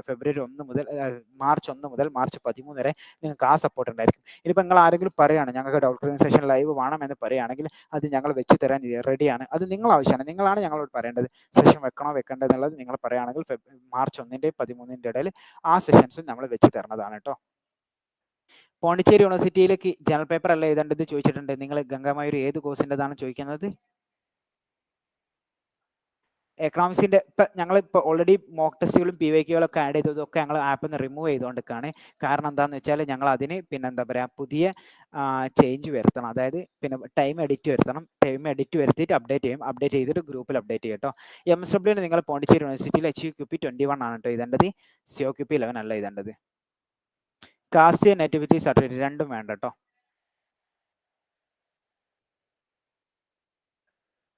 പക്ഷേ വേറൊരു കാര്യം പറയാനുള്ളത് എന്താ വെച്ചാൽ നിങ്ങൾ പിന്നെ എന്താ പറയുക നേറ്റിവിറ്റിക്ക് പകരം ഡൊമസൈൽ സർട്ടിഫിക്കറ്റ് ഇൻകം സർട്ടിഫിക്കറ്റ് ഒക്കെ ഉണ്ടാക്കി വെക്കുകയാണെങ്കിൽ നല്ലതാണ്. യൂണിവേഴ്സിറ്റിക്ക് അപ്ലൈ ചെയ്യുമ്പോൾ ആ സമയത്ത് ആവശ്യം വരും. പക്ഷേ ഏറ്റവും നല്ലത് എന്താ വെച്ചാൽ CUT എക്സാം കഴിഞ്ഞിട്ട് നിങ്ങൾക്ക് ഒരുപാട് സമയം ഫ്രീ ഉണ്ടാവും. കാരണം സെമസ്റ്റർ എക്സാമും CUT എക്സാം കഴിഞ്ഞ് നിങ്ങൾ എന്തായാലും ഏപ്രിൽ മെയ് മാസങ്ങളിൽ ഫ്രീ ആയിരിക്കും. ആ മാസങ്ങളിൽ നിങ്ങൾ ബാക്കിയുള്ള സർട്ടിഫിക്കറ്റ് ഒക്കെ ഉണ്ടാക്കിയാൽ മതി കേട്ടോ. ആ സമയത്തേക്ക് വെച്ചത് ഇപ്പം തന്നെ റഷ് ആയിട്ട് എല്ലാ സർട്ടിഫിക്കറ്റും വേണമെന്നില്ല. അതെ, CUTൻ്റെ റിസൾട്ട് വന്നു കഴിഞ്ഞിട്ടാണ് കേട്ടോ ഓരോ കോളേജിൽ അപ്ലൈ ചെയ്യേണ്ടത്.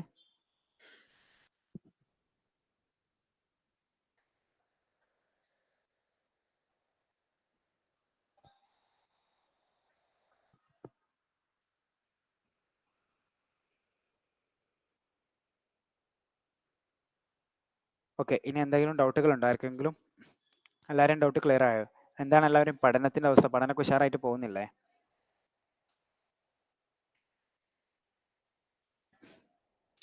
പഠനത്തിൻ്റെ കാര്യം ചോദിച്ചപ്പോൾ ആരും ഒന്നും പറയുന്നില്ല. ഓക്കെ, ഒരാൾ ലൈക്ക് അടിച്ചിട്ടുണ്ട്. എല്ലാവരും ഒന്ന് ലൈക്ക് അടിക്കണേ. പഠനത്തിൻ്റെ ഒക്കെ ആണെങ്കിൽ ലൈക്കും സാഡ് ഇമോജും ഒക്കെ വരുന്നുണ്ട്. അപ്പോൾ പഠനം നിങ്ങൾ നല്ല രീതിയിൽ കോൺസെൻട്രേറ്റ് ചെയ്യണം. കാരണം നമ്മൾ ഏറ്റവും അവസാനത്തെ സമയമാണല്ലോ. നല്ലൊരു യൂണിവേഴ്സിറ്റി പോകണം. ഇനിയിപ്പോൾ ഏറ്റവും ലാസ്റ്റ് ആയിട്ട് പറയാനുള്ളത് ഞാൻ എൻ്റെ എക്സ്പീരിയൻസ് പറഞ്ഞുതരാം. 2024 പിന്നെ എന്താ പറയുക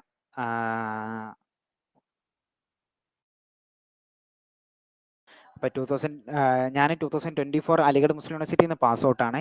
അപ്പോൾ പക്ഷേ ഞാൻ ആ സമയം 2022ലാണ് സെക്കൻഡ് CUT ചെയ്തത്. ഞാൻ ഫസ്റ്റ് ചെയ്തത് CU സെറ്റ് ആയിരുന്നു. CU സെറ്റിൽ അധികം ഞാൻ നേരത്തെ പറഞ്ഞ അതൊരു 1 ഇയർ അത് കാരണം ഡിലേ ആക്കേണ്ടത് എക്സാമിൽ കാര്യങ്ങളൊന്നും ഇല്ലാതെ CU ചെയ്ത് എൻ്റെ നാട്ടിൽ തന്നെയുള്ള ഒരു സെൻറ്ററിൽ നിന്നായിരുന്നു എക്സാം എഴുതിയത്. നല്ലൊരു എക്സ്പീരിയൻസ് ആയിരുന്നു. പക്ഷേ CUT എക്സാം എഴുതി കഴിഞ്ഞിട്ട് ആ വർഷം ഏകദേശം 4 മാസം കഴിഞ്ഞിട്ടാണ് റിസൾട്ട് വന്നത്. ആ സമയം അലിഗഡിൻ്റെ എക്സാം എഴുതാൻ അവിടെ പോയി എക്സാം എഴുതി വന്നപ്പം അതിൻ്റെ റിസൾട്ട് ഫസ്റ്റ് വന്നപ്പോൾ അവിടെ ജോയിൻ ചെയ്തു. പക്ഷെ അവിടെ ജോയിൻ ചെയ്തതിന് ശേഷം CU പോണ്ടിച്ചേരി അതുപോലെ തന്നെ ഡൽഹി യൂണിവേഴ്സിറ്റിയിലേക്ക് അഡ്മിഷൻ കിട്ടിയിട്ടുണ്ടായിരുന്നു. പക്ഷെ അവിടെ പോകാൻ കഴിഞ്ഞില്ല.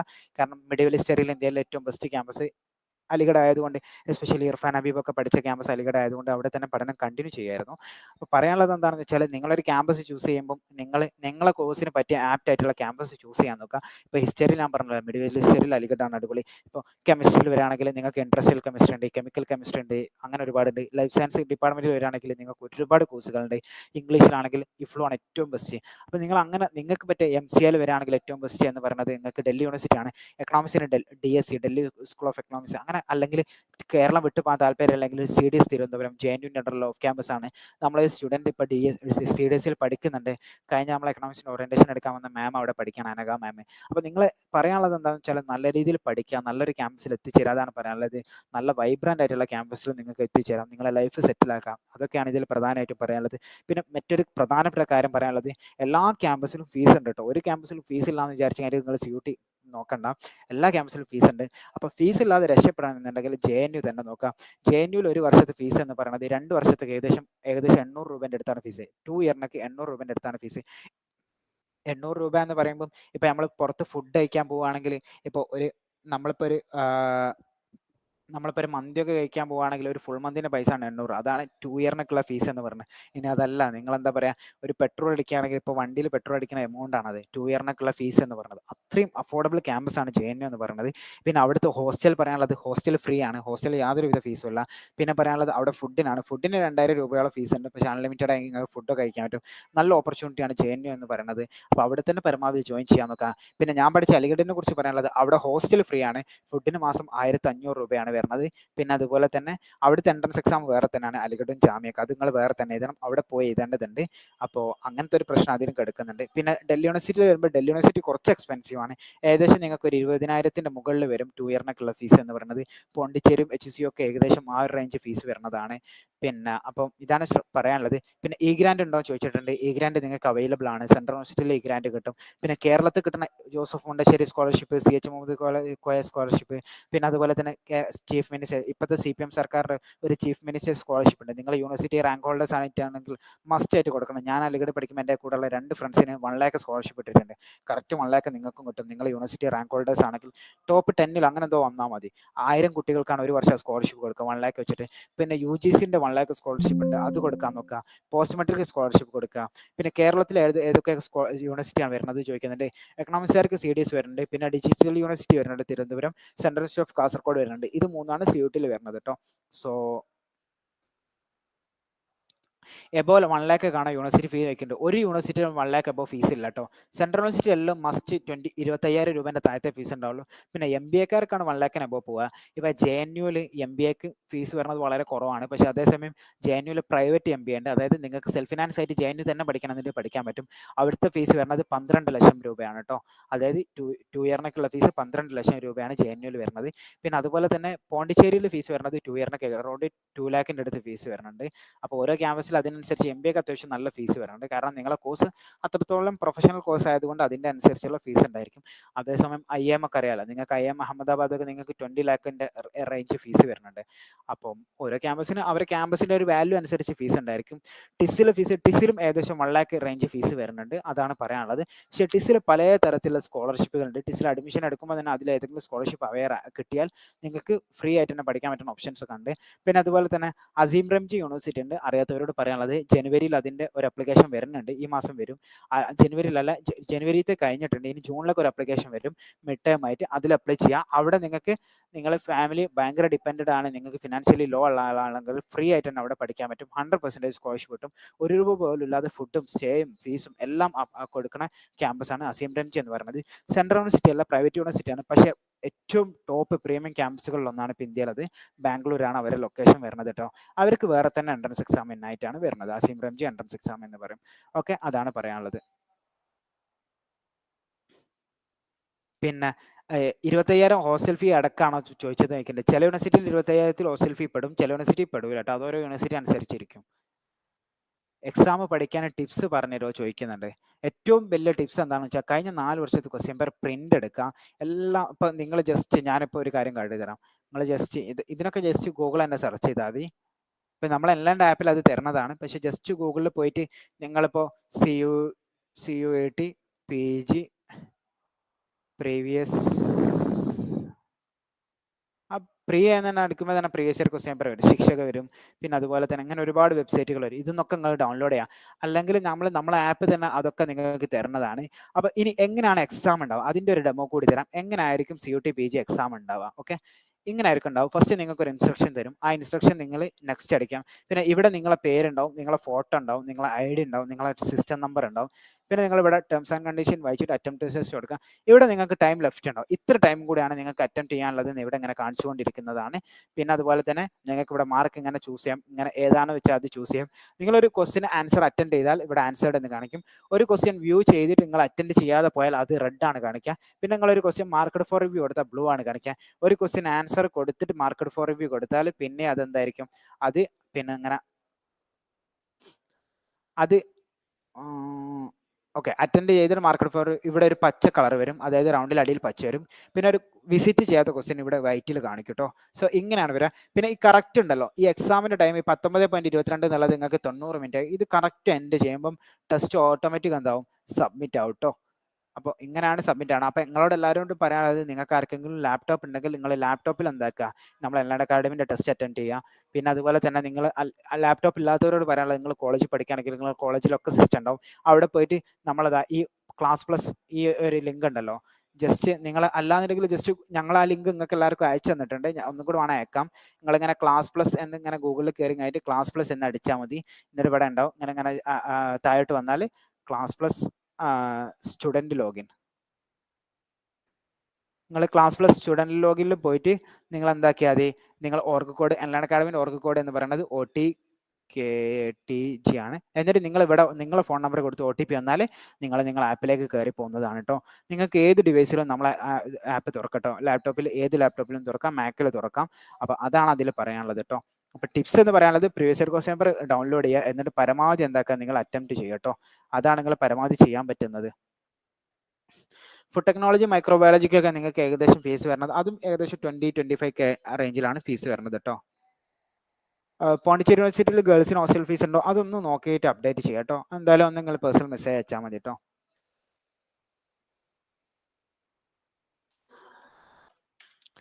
ഇതാണ് പേഴ്സണൽ നമ്പർ. നിങ്ങൾ ആർക്കെങ്കിലും ഡൗട്ട് ഉണ്ടെങ്കിൽ അത് ചോദിക്കട്ടോ. MBA ഏറ്റവും ബെസ്റ്റ് CUT അണ്ടറിൽ HCU ആണ്, അത് കഴിഞ്ഞാൽ പോണ്ടിച്ചേരിയാണ്. പിന്നെ നിങ്ങൾ MBAയിൽ കൾണറി അങ്ങനെ എന്തെങ്കിലുമൊക്കെ ആണ് നോക്കുന്നതെങ്കിൽ കൾണറി ഇൻസ്റ്റിറ്റ്യൂട്ട് ഓഫ് ഇന്ത്യ ഉണ്ട്, അല്ലെങ്കിൽ ട്രാവൽ ആൻഡ് ടൂറിസം മാനേജ്മെന്റ് ആണെങ്കിൽ ട്രാവൽ ആൻഡ് ടൂറിസം പിന്നെ ഇൻസ്റ്റിറ്റ്യൂട്ട് ഉണ്ട്, അവിടേക്കാണ് ബെസ്റ്റ് വരുന്നത് കേട്ടോ. അത് ട്രൈ ചെയ്യട്ടോ, അതൊക്കെ സെൻട്രൽ ഗവൺമെന്റിന് തന്നെയാണ്.